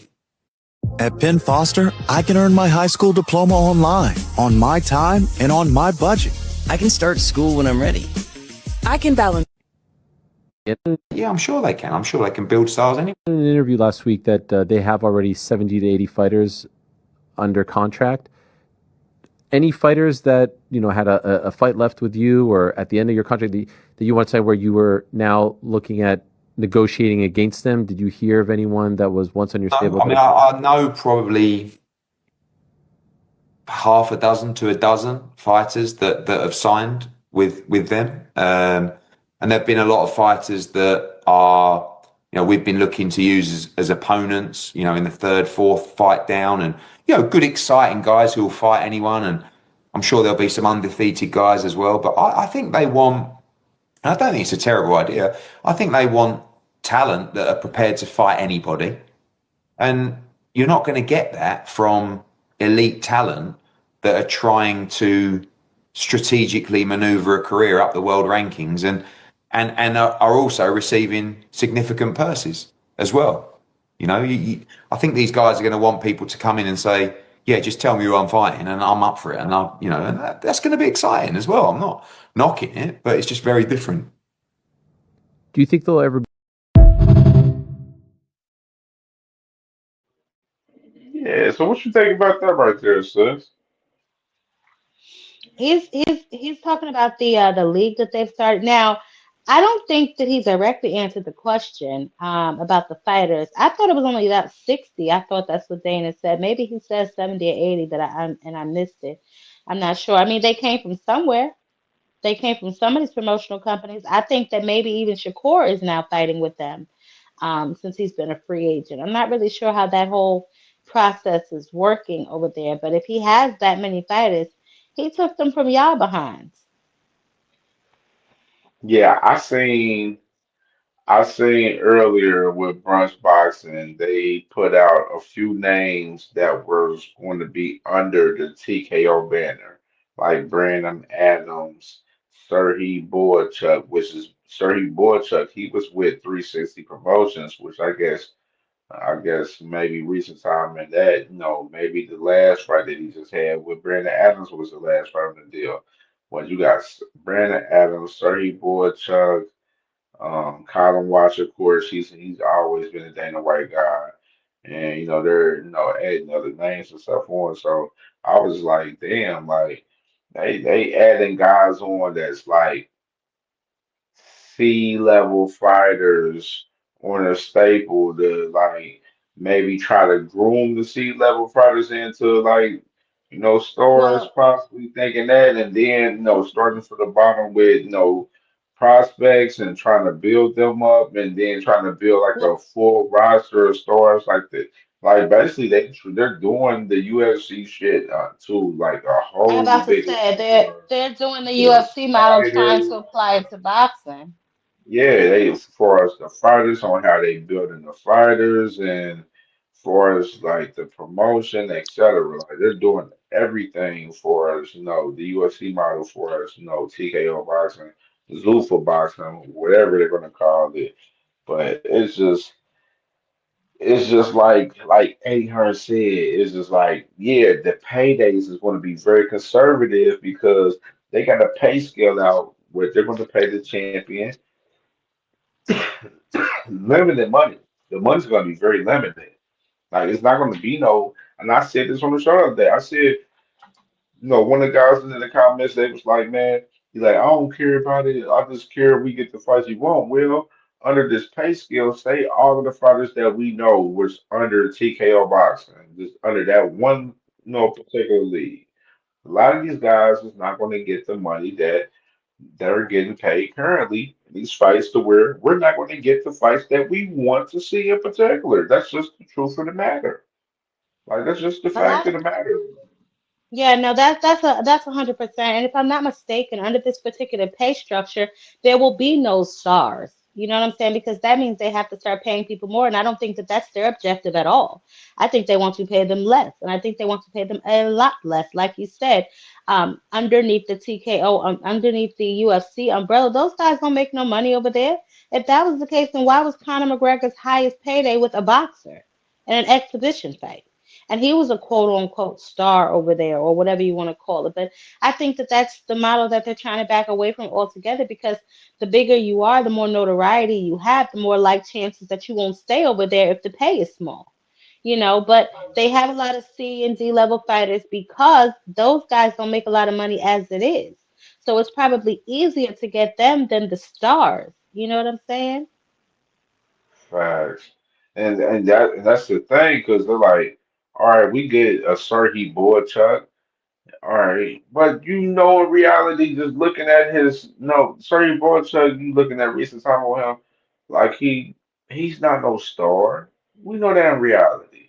So it's like it's gonna take time for you to build up a prospect into a star. Like it takes very much time and the right matchmaking on top of that. Got the right matchmaking, in which we know in recent time, and like with Turkey Al Sheikh, he's not a great matchmaker. He's not. Like so, He's it's not. just a whole lot to it, and with though the Ali Reform Act, which is I love and respect and gotta salute Shines and Tail for asking the questions he asked and pressing that man, because those questions, and like I feel like Shines and Tail, it was strategic on his end. He like shit. I Absolutely. Why would I get up here and I could ask this man about Canelo and Bud, both of these guys up there, but shit, I know I think Shines Until was already taking in his mind himself, like shit. I know I ain't gonna get no fucking interview with the dude, so shit, I might as well go Mm-hmm. and ask him the questions right here and now and see if And he go for responds to broke. him. Like just to Yep. see what it is. Like shoot my shot. And he did not want to ask the questions. Then it went to Dana White saying like, "You want to ask me a question and stuff? You want to be an You asshole. Like, want to how be is he an being an asshole by asshole, asking you for a a showboat. question? You want to be a showboat? You book an interview with me. You're not going to sit down with Sean Tell." And I said that, like, you're not going to do that, bro. Like, Dana White can stop the cab. You're not going to do that. We know He you're knows not he's going not to, going to do that. because That's you're why he going got to so look crazy. frustrated. Because you don't want to sit there and have Sean Tell grilling you for about a good hour about shit that you don't want to talk about your business. That's just the facts. Mm-hmm. Because they're looking to do some shady business. I mean, that's why I said that these fighters, they'd be stupid to sign over there unless you a nigga like see start his boy chugging. They gotta fight over there. Shit, them niggas ain't getting no fucking money like that. Exactly what Gervonta's point was, and I think that that's more or less what Shakur's tweet was about, Turkey removing the A side, B side. But when you know that you are the star, you know what I'm saying, one of the faces of boxing, and you can get that money right where you are, and you ain't got to travel 20 plus hours to do so, why would you do it? You know what I'm saying? I don't know how they done trap Canelo over there, but that's his problem. You know what I'm saying? Turkey offered him a boatload of money to fight. But obviously he took it. The fight took place, but just and as you can see, he's not making any money, So I believe they're looking to start, flipping that back to the black. And with Dana White in charge, that will absolutely probably happen because, as we can see, he's being sued for not paying his fighters. So, he doesn't believe obviously in fair pay for the talent, just the company. Man, talk about it, sis. For real.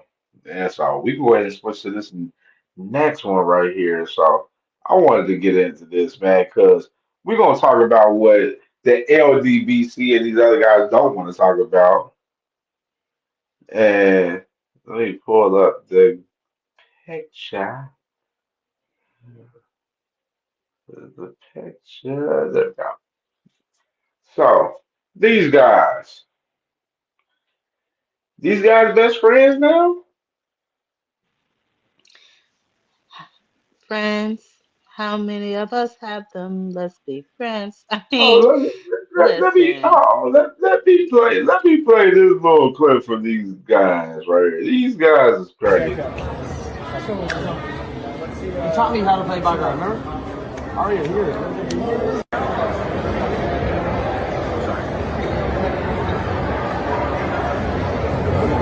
What's up with that rematch? It's his phone. Yeah, that's hard.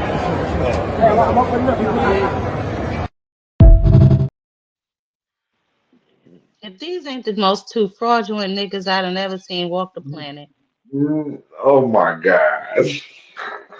These are the most fraudulent. And this is why when their fan bases are going crazy over them, I laugh because of stuff like this. You called Najee a coon because he interviewed Ryan. You over here pounding him up like he ain't just mollywop you last year. You sued the boy. Then y'all was harassing him outside of the gala event in Saudi. You and your father heckling him. Now you pounding him up. Like all of this shit just be a facade, yo. Boxing is really turning into the WWE. What is all of this about? You sued the man, then you were told to drop the lawsuit, took you forever. Then you ended up on the man's undercard after he whooped you, and you and your father still running around here talking about some goddamn Oscarine, but in his face you pounded him up. What's happening? I'm like really astonished by it, for real, to be honest, because it's like all of y'all Devin Haney fans, y'all always out there. Y'all been putting out this whole narrative with the whole Nazi shit, like you just mentioned, talking about, oh, why he interviewed Ryan. But then this man literally's in a full 4K video, dapping this man, Ryan Garcia, up. They do a face off and to get some content and shit and get a picture, and then they dap each other up after the face off. Like you can't make this shit up. Like and the content creators, they up here like they pushing a narrative where they like, shit, oh, Devin, he gonna beat Brian Norman, then he gonna fight Ryan Garcia after in the rematch. No, no, no, no, no, no, no, no, no. We not about to act like this man. They just say all of this shit about Najee in a recent time in this past week, and this was pertaining to Ryan Garcia, and now these guys are friends and shit, dabbing each other and shit up and being cool and shit. No, bro, this is corny. This is hypocrisy at its finest. This is fugazi at its finest from the Devin Haney fan base. That whole narrative, the morals, the integrity, like I've been mentioning for a very long time about the Haneys, it's fucking Hmm. long gone. It's long gone. Like they don't have no morals or integrity in this shit for real. With making a move with a guy that fucking cheated with him, fucking doing face offs and dapping up and all of this shit. So that what they're gonna try to play the high role and be like, oh no, we being cool, we just wanna make the fight happen, so we grown man. No shit is over with now. Oh, that's the type of time in the Haney zone?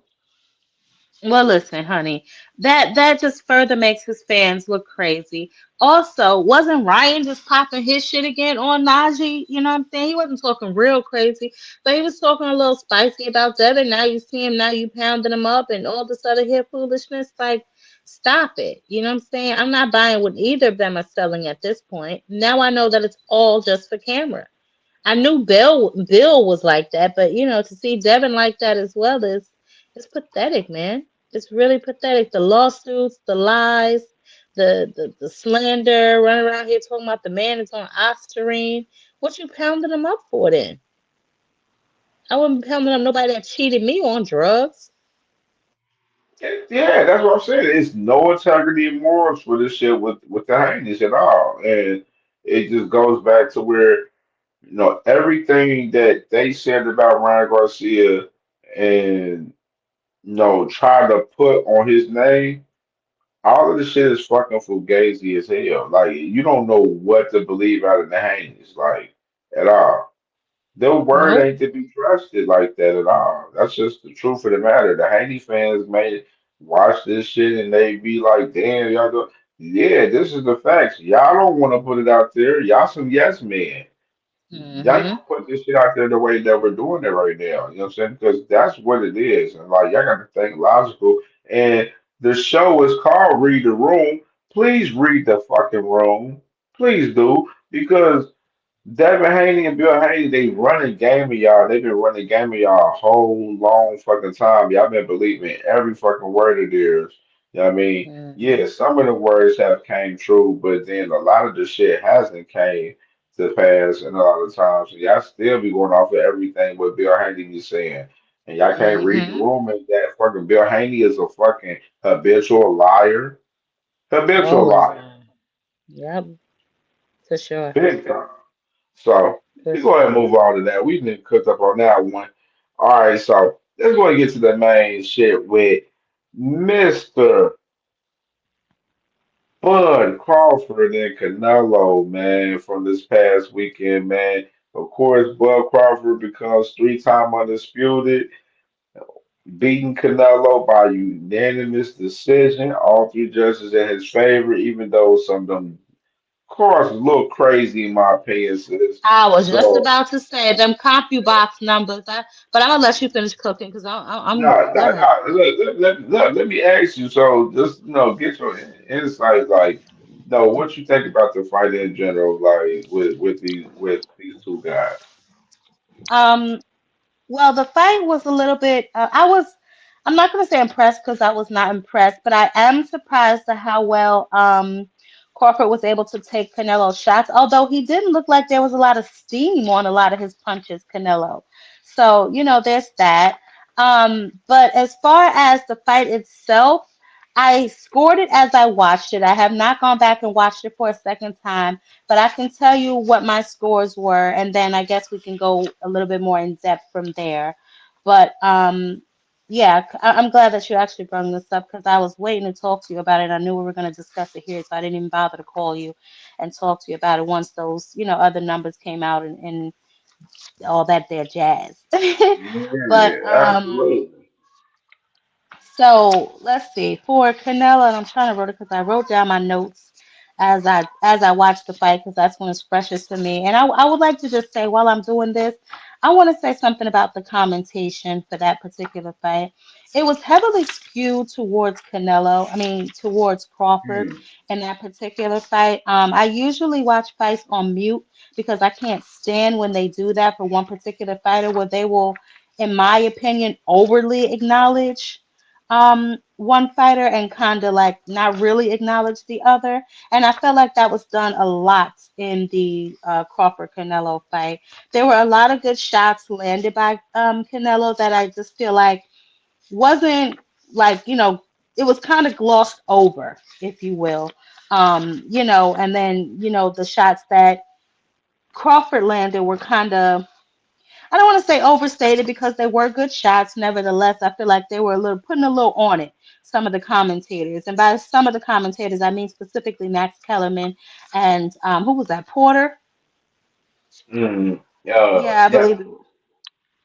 Yeah, and Sean Porter. So I believe they were a little. It was just kind of heavily skewed towards Crawford in that particular fight. But as if I'm not mistaken, the CompuBox numbers only had them off by like 1 point, if I'm not mistaken.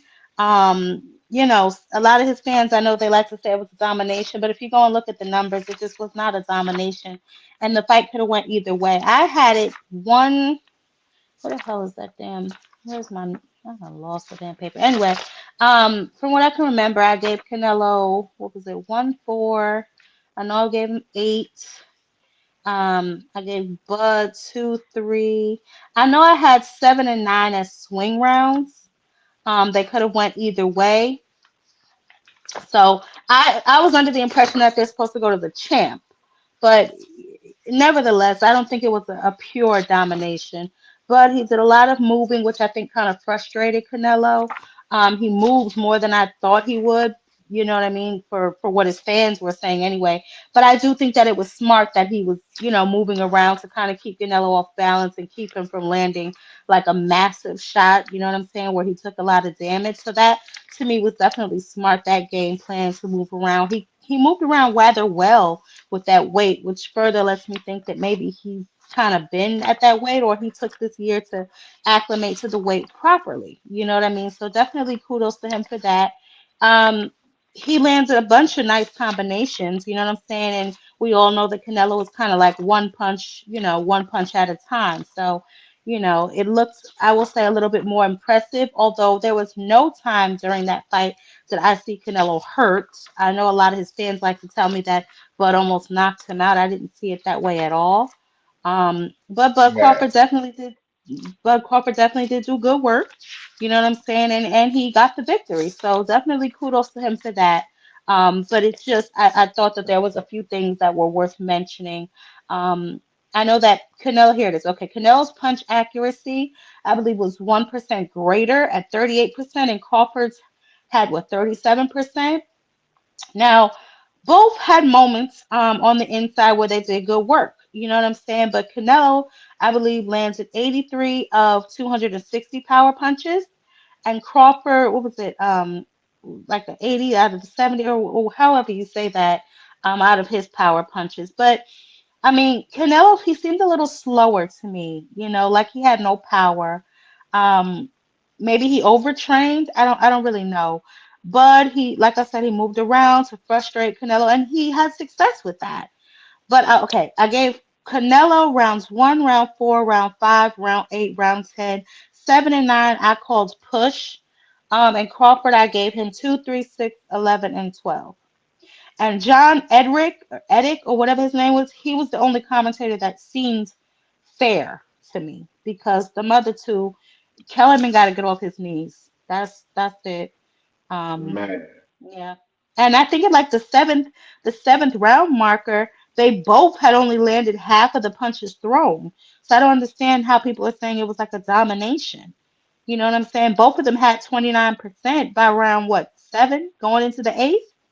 So I don't know. I feel like sometimes Canelo suffers from the same thing as Gervonta. It's like if you don't knock a nigga out, you didn't win, or something like that. So I don't know. I mean, Crawford got the job done. Kudos to him. I just don't feel it was a domination, not from what I, was looking at. Yeah, I mean, me personally, I felt like I ain't gonna lie, sis. I ain't gonna lie. I feel like he won the fight clear, which is like going into the fight.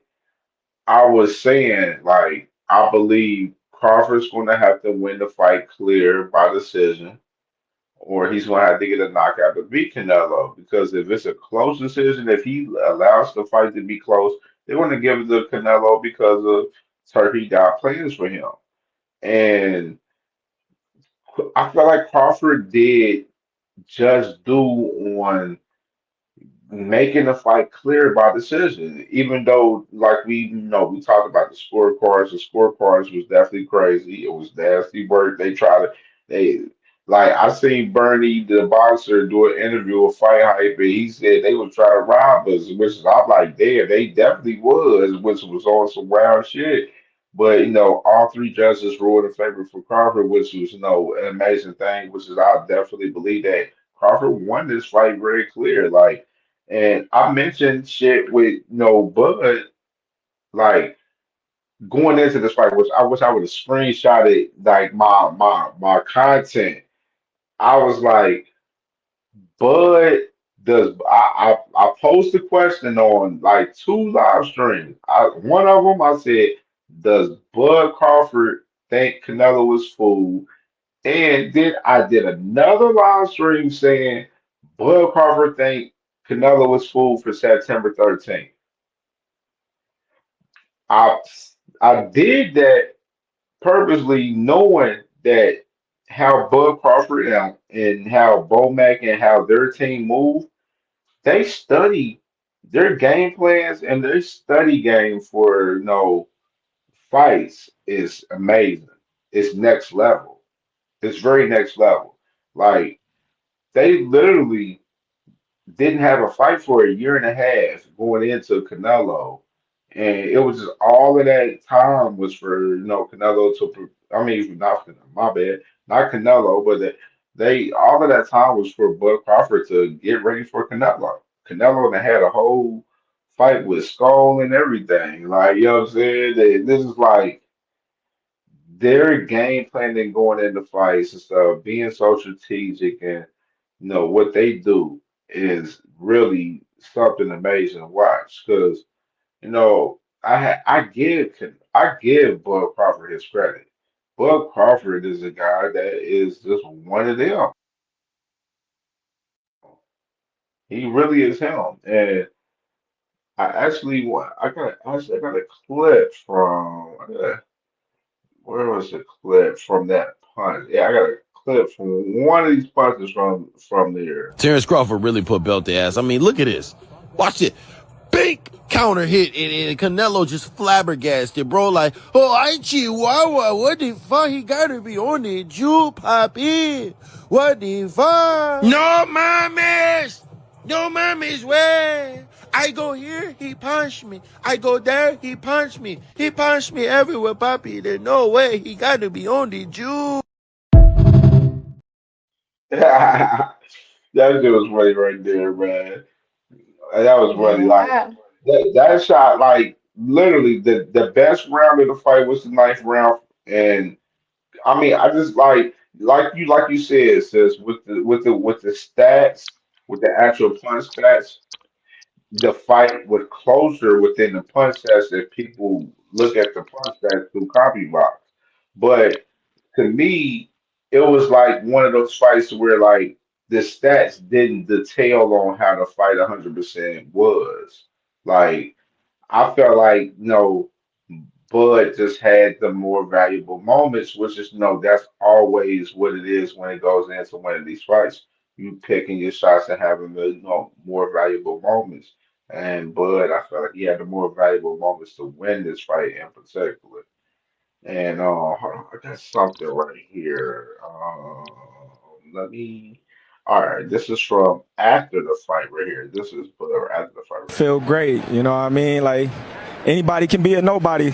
Like I said, a lot of people doubted me. A lot of people said I haven't fought anybody.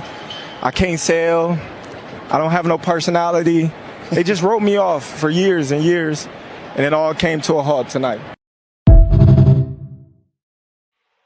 And I got another one right here, and this is just a very short one right here. So let me play this one right here, sis, right here. Gonna say the same thing. You know, I'm gonna sit down with my team, and we're gonna discuss what's next in the future for Terrence Crawford.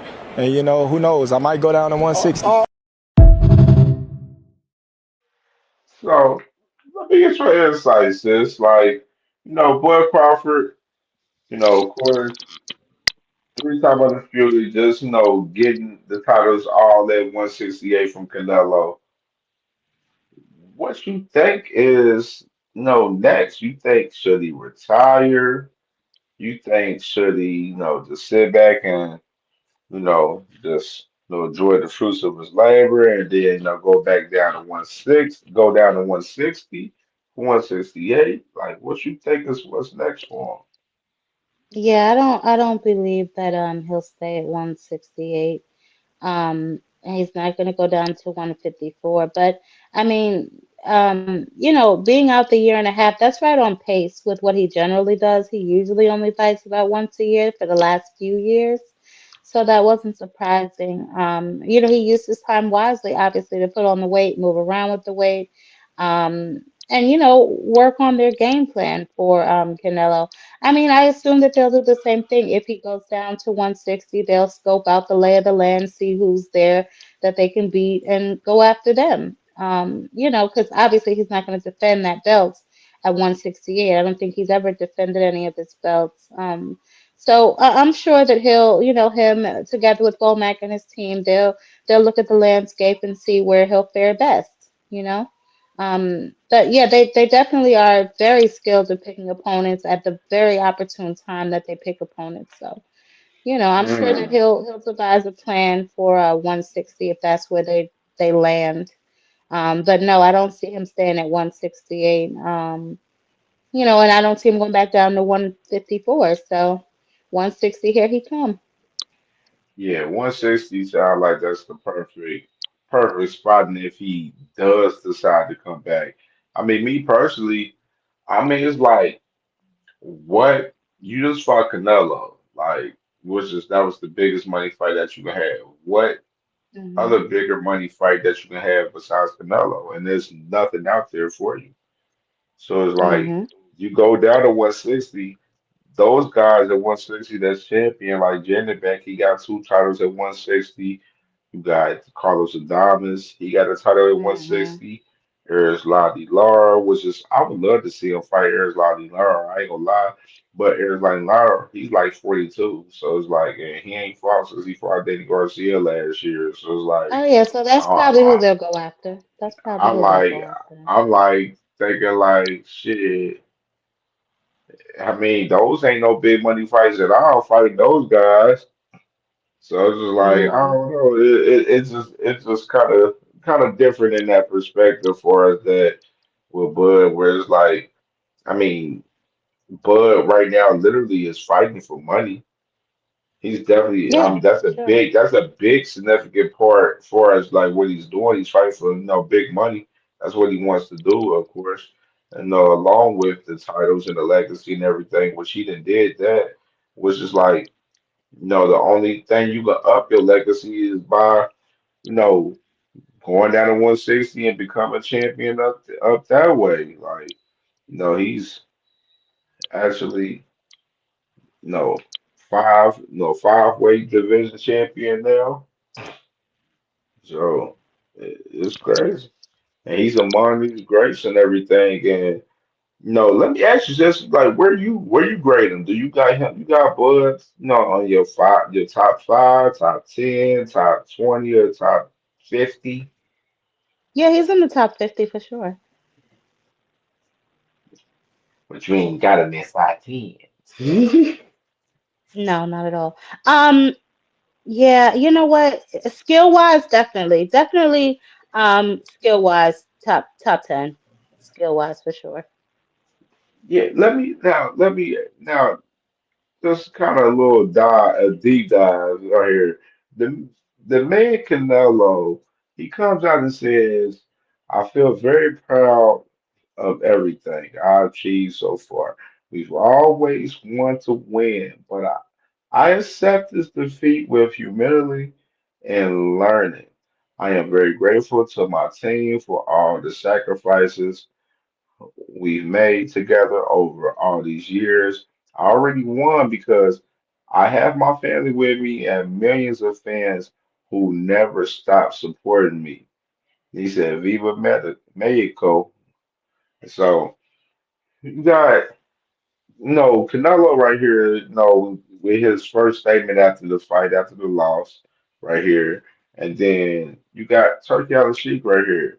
He says, "I just visited the champ in his place. He will soon start his vacation with his family. He has two fights left with Riyadh season in 2026. We offer him to work with us until he decides to retire. I want to give a special thank you to Canelo for the special gift he gave me, the gloves of the fight, and I appreciate it very much." So, Canelo, he has two fights left on his four-fight deal with Riyadh season. And Turkey Al Sheikh, like I mentioned before, the fight, he was putting a name out with no, Canelo fighting Hamza Shiraz and fighting Yeah. Chris Eubank Jr. And of course, I see the tweet after the fight from Chris Eubank Jr. talking about um, Chris Eubank Jr. and Crawford 2026. I'm like, dude, you serious? Like, Well, they're all gonna be coming for him now because you beat Canelo. So why fight the loser when you can fight the winner? You know what I'm saying? Everybody, and some then niggas like to challenge themselves, but Crawford ain't gonna fight none of those guys. So they might as well not even waste their time calling him out. And then we Um, ain't forget the tweet from Turkey the other day talking about can Benavidez make 168, like trying to let's see, like he thinking of a fight like, oh yeah, I can get DB to move 168. Maybe I can get Bud to fight DB Bud and is not Benavidez fighting to 160. Canelo. I mean, Bomac he shot is that not shit fighting no down Canelo. quick. him and Bud shot that shit. They're not fighting Yeah, no because ain't nothing damn wrong David with David Benavidez. Benavidez. Nothing is wrong with David Benavidez. Why would he fight him? He's not fighting David Now, Benavidez. I've seen a couple of reports though, which is, I don't know if it's solid, which is I wouldn't be surprised by it. But I've seen some reports, saying pertaining to, Canelo having a rematch clause on Bud and invoking that, which is I ain't saying it ain't the best thing to do or not. I'm just saying in general that a little different, definitely a little different. I don't know if Canelo invokes the rematch clause. I don't know where he goes from here. I mean, obviously Hamza I heard Shiraz from the and beginning it was a one-way rematch clause though, where Canelo yeah, of course. he got the The A rematch side because he got always the does titles pretty and much a stuff. one Which way. is it's like would Canelo like if you look how that fight looked like and how people look at it, like, it's like would Canelo even want to rematch that after that? Because he I looked mean, I like don't see why he looked a little slow to me, yes. But again, that's why I watch stuff without the commentary because, like I said, I feel like a lot of people made big deals out of Bud's, punches, which, like you say, he did have some really good moments in that fight, but so did Canelo. Both of them missed a couple of punches, you know what I'm saying? Canelo landed a lot of good body shots, you know what I'm saying? But I feel like that was kind of overlooked. I feel like it was the Bud Crawford show. You know what I'm saying? Anything Canelo did kind of got ignored, and anything that Bud did kind of got glorified. Even if you look it up, like Canelo hitting Bud, all you see is pictures of Bud hitting Canelo. It's like, so Canelo was fighting with his oh hands in his pocket? yeah. You know what I'm saying? Yeah, So it's kind of like, it's it's just like ridiculous. Bud just had this. He just had those key significant moments, and then people's like they're so mesmerized with the time, like it's just like, and I like this one thing I want to do. I don't want to be like criticizing Bud for the fight for beating Canelo, no, at all, at any circumstances. No, that was an amazing performance that he put on versus Canelo, and it brings me, to Canelo. What's next for Canelo? Like after this, we said going into this fight that who was the person who had more to lose within this fight, and it's definitely Canelo when we said it, because we said like because Chris Algieri he made that comment saying that if Bud Crawford lost the fight, his legacy would be tarnished losing to Canelo. Where I was like, nigga, why? Like, why? Why the fuck was his legacy being tarnished by moving up three weight classes to fight Canelo, bro? And if he lost, Be- like that, it because don't he make has an no O. sense. Because he has an O on his record, and since the Mayweather era, people glorify the O more than the opponent. So that's probably why he said that. But no, absolutely, Canelo had the most to lose and lost. You know what I'm saying? You're one of the faces of boxing, although he was already the face of boxing with two losses. So that really ain't, one monkey don't stop no show. Now he definitely does need to rebuild if he's going to continue to fight. Who knows when they're going to schedule that Hamza Shiraz fight with him? I don't know if he'll take another tune up or if he'll just get back to the lab and keep it moving. But Canelo has what, 65, 66 fights? I mean, his resume Hmm. is pretty solid too. So, there's really he solidified himself to the point where he can move any way he really wants to. He has a huge fan base backing him. I mean, that was 90% of that arena. You know what I mean? So, I mean, it all really just depends on what he wants to do. Some Check, people are check just this, beloved no check matter this, what this happens. scenario though, sis. Like, check this now. All right, so Bud, he got the titles at 168, right? Say, and he mentioning that he thinking about going out of 160. Say Bud don't retire, then he like shit. I really don't want to campaign at 168. I really need to be at 160 for real. That's where I really want to be at. And say Bud decides to go to 160. That leaves the 168 titles brand new open for the whole entire 168 landscape, which is that 168 title landscape isn't bad at all. it's probably a real more popular division than some of the other, divisions that we speak upon. But in general, the 168 for them guys, that's different. Oh yeah, it's gonna be a And free fall, but he's not gonna defend that belt. He doesn't defend any of them. He gets them and drops them. You know what I'm saying? So and see that I, would I'm, that would s- leave that would leave all the belts open for everybody to try to eat, and it opens up the yep, landscape there to where like now we can get rejuvenated with the landscape yep, 168 right there, which is yep. like Bud beating Canelo. You did boxing a service damn near in that case, honestly, because it's like shit. You beat him now. All now we can have some tournaments into this shit at 168.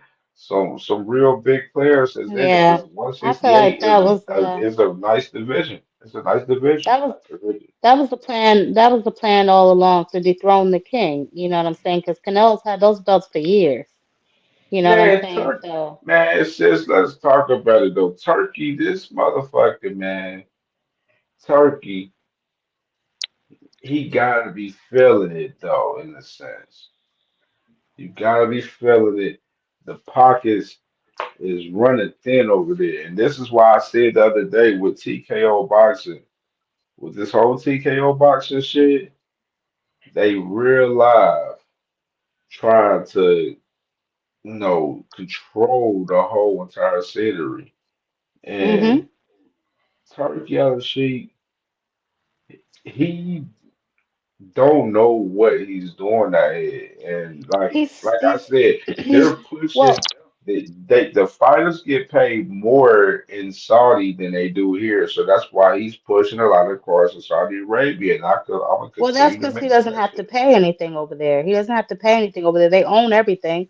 So he doesn't have to pay for venues. He doesn't have to pay anything over there but the fighters. So he can go for broke over there. I still have to figure out what's the conversion rate. I know I heard somebody, I don't know if it was Eddie or something that said there is no conversion rate. I don't know if their money is the same as our money, but he can afford that over there because he doesn't have to worry about anything but paying the fighters. You know what I mean? The venues, all that other stuff over there belongs to them, so they don't really have to pay for anything. And that's probably why the next card he probably had to shell out some money. That's why he's having it in Saudi. Because that's a really loaded card over there. Right. Shit. And I mean, exactly. That's what I said. I posed that whole, conversation the other day on the show where I was like, why are they having this fighter ass card in Saudi Arabia November 22nd, and then we got, a real lackluster undercard for the so-called fight of the century among Canelo and Bud Crawford? Like, it don't make any sense. Nobody can never answer my question when I ask the question. So I'm like, okay, what are we doing here? Like that's what we doing? Like that's how we jacking this shit? Like nobody's gonna answer the question, but y'all want all these other questions to be asked when it comes to other stuff though. It don't work like that. Well, we know why he's doing it over there because, he doesn't have to pay for anything over there. He can just pretty much do what he wants. When he comes over here, he has to pay for venues, he has to pay for licensing, he has to have all these moving pieces. Over there, he's king and what he says goes. Over here, not so much. So you got to grease a couple wheels, i.e., paying them to move their football game. You got to, you know what I'm saying? These are extra expenses that he actually put on himself because nobody told you to have this fight at Allegiant Stadium. You know what I'm saying? Nobody asked for this Gran Dalioso. And yes, there was some Crawford fans too, but the majority of them were Canelo fans. Canelo fans, they'll watch him fight outside. You know what I'm saying? So, Facts. that was And really on him Canelo spending fans all that turning money. on him right now. They've been turning on him since Canelo Oh, fans poor down Canelo. bad out here. They turning on Canelo. And then Canelo done fucked the David Benavidez back up. Well, He done first of all, fucked there that was no up. David He done fucked the Benavidez. rematch back up with Bivol. Like he There done was fucked up a no lot of other big name bags with No, this there was loss. no David Benavidez bag because he was never going to fight David Benavidez. He's been offered tons and tons of money, about the same amount of money he got to fight Bud Crawford. If I'm not mistaken, more. Because I thought David Benavidez offered him 200,000, 200 million. I'm sorry. Oh, maybe it wasn't 200 million, but I know he They got an offer talking that's the about same. 60 mil the most. Okay, 60 mil to fight David Benavidez, and he rejected it. So, and he was David Benavidez was his mandatory before. So, if he wanted to fight David Benavidez, he'd have been fought him. You know what I'm saying? But he's not interested in that. So that was actually the turning point of some of his fans started to turn. And I'm assuming this loss kind of just pushed it over the top. But I'm pretty sure he still has a substantial amount of fans. They love Canelo. So, Oh yeah, yeah. I mean, it ain't a lot of love lost from a lot of his fans, but a significant amount has been, conveying over to whatever they want to do or whoever, like for us who they rocking with, which is what Canelo is just is tough because it's like, I mean, I'm bro, sure it's you've because been like doing your you thing for so lost to. long, and like Hmm. but you ain't give the fans what they've been wanting though. That's the problem. You, he would have been way more like even if he like say he would have said no, me and DV David Benavidez we fight now. No, Bud Crawford, I'm not fighting him. Then he fought David Benavidez and fought him. Very courageously to where like he didn't get stopped or whether he did get stopped. Like, nah. We're not doing that, bro. Well, I mean, nobody asked for this Crawford versus Canelo fight except Crawford. You know what I'm saying? So, if he did indeed do that, they would forget all about a damn Bud Crawford because that's the fight that you said people have been wanting to see for a long time. So, he could have definitely had that fight with David Benavidez. This loss kind of takes a little steam off of that. He would have to rebuild, you know what I'm saying, like a couple of wins straight in a row, and then maybe that conversation will be circled back. But as of right now, if I was David Benavidez, I don't even want to fight you off no loss. You know what I'm saying? So, I don't yeah, know. that's why I He's said wanted we to fight we him for like so long. the Turkey that loss fucked up his plans now because now you can't even present an undisputed fight with him and Siraj now. That shit dead. Well, it was never, that's the thing. It was never, it was like, well, yeah, because he don't got them belts no more, Yeah, but I mean, think it's about not Hamza like, Siraj. He a ring. He a Turkey season guy. Ring Riyadh season yeah, ambassador. yeah. Yeah, but I mean, it's not like Canelo was, like undefeated. He had already had two losses on his record. So, you know what I'm saying? It's not like you snatching no. Oh, Mayweather did that years ago. You know what I'm saying? So, I mean, anyone fighting Canelo now obviously just want to test their skills and want to have that name on their resume because that is a very powerful name to have on your resume, especially in the win column. You know what I'm saying? So, I mean, that is what that is. But to your point, Turkey Al Sheikh doesn't really know how to put on really good fights because now what are you going to have Canelo do? You can still have him do the Hamza Shiraz fight, but I don't know if it's gonna be on pay-per-view. I don't know how many people, you know what I'm saying? Like right after this loss, maybe in the middle of next year or almost, you know what I'm saying? Like their fighting schedule's not the same. So Haraz is gonna sit on the shelf while Canelo's on vacation and comes back and trains. He ain't fought since the Berlanga fight. So, I Right. mean, hmm, I don't know. But yeah, I mean, if Crawford goes to 160, that's definitely what's up. Canelo, I mean, he can rejuvenate himself. He ain't like I said, they love Canelo, so he gonna take a little heat for a minute, but after that he'll be right back to Canelo. I mean, you know. But I Yeah, saw something that facts. said that Crawford is now the face of boxing. I don't agree with that, but he's Yeah, man, definitely made a because significant like mark. that. Let's kind of get to that little aspect of the numbers that they reported. So Netflix they put out the viewership numbers, which is you can't add Katie Taylor and Amanda Serrano. No, they're No, co-main that was with an undercard. Yeah, Paul and that come Tyson. on now. You can't add that in. Now. We're not doing that. That They did about like no. 6 to 10 million on their viewership with they card, Hmm. let alone in recent time of this year. So no, we're not doing that. Now, Bud Crawford and Canelo doing 41 million viewership is amazing. That's good numbers. Good numbers for sure. And one thing I wanted to kind of, ask you though, sis, like with this going on, and then of course, we got, Tank and Jake, of course, they're gonna be fighting coming up with like No, the landscape of boxing, it seems like it's going to more of a streaming, landscape now, Mhm. to where, Mhm. pay-per-view may be out 100% in due time if, some of these boxing promotional companies can get with a Netflix or some of these other bigger companies and stream these fights for free, and they get, they money through this viewership or whatsoever. Like, what you think about the landscape of boxing that's possibly changing right now in front of our eyes, possibly, going to where, everything may be done with the pay-per-view possibly coming soon. I mean, it looks like they're changing with the times. You know what I'm saying? Everything is pretty much digital now. You know what I'm saying? You can download this, you can download that. So, I mean, I would say that, getting ahead of the wave, and Jake Paul is the one really spearheading this. You know what I'm saying? He's the first one to put a fight on Netflix. You know what I'm saying? And I guess everyone else is trying to follow suit because, hell, these guys in $80, $90 pay-per-views putting shit on pay-per-view that don't belong on pay-per-view. You know what I'm saying? Moving towards viewership maybe may work in the best favor for some of these promotional companies. I agree with you 100% because I'm looking at them different to where now, say you can get Netflix where you get PBC, because I heard that PBC, they're going to be putting on the undercard for Tank and Jay.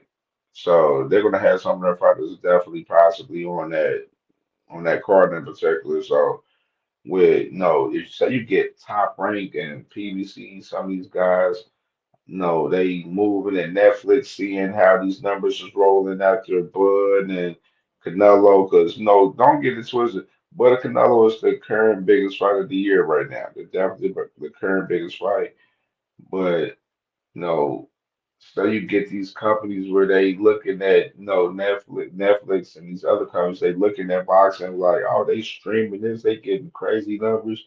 Let's go ahead and invest in boxing and get involved with this. So like, it's like right now, people's not seeing it for what it is, but it's literally looking like pay-per-view is on the way out to where it's going to be finito. You're going to have to throw a crazy ass, fire ass card for you to be, having pay per view, and the number amount for buying the card needs to be, 102 on that end as well. Like, so this people got to read the room. They got to read the room with it. They They gotta really got to read the read the room. room. Gotta Yep, read the and room, notice most the definitely. change. Yeah, it's definitely changing. You know what I'm saying? It's best to keep up with the times. Now, with PBC, I know they have the Amazon deal. So they'll probably still be over there for a little while longer. But after that, yeah, if they can strike some sort of deal with Netflix to do the streaming, I don't see why not. What in the hell? What was that? Yeah, I don't see why not. Nah, that Oh, the stop. the trolls is outside, man. The memes been going crazy on Canelo. I seen this video earlier where they had Canelo, like they had the scene, they had the whole little sequence with Canelo getting punched by Bud, where he rocked him and he looked at the punch like, damn, I got punched. But in the video, AI, they had Bud knocking out Canelo, and then Ice picking up Canelo after the fight and arresting him while he was knocked That's out. fucked up. That's fucked That up. was insane. I was like, oh, that's wow. AI is wild. And they on a whole nother level with this AI shit. It's crazy. I'm It is telling insane. you. I said, shit, man, sis, man, go ahead and let them know, man. Let the people know, shit, when you gonna be live and everything. And we gonna Yes, close yes, up this yes. first episode of Read the Room.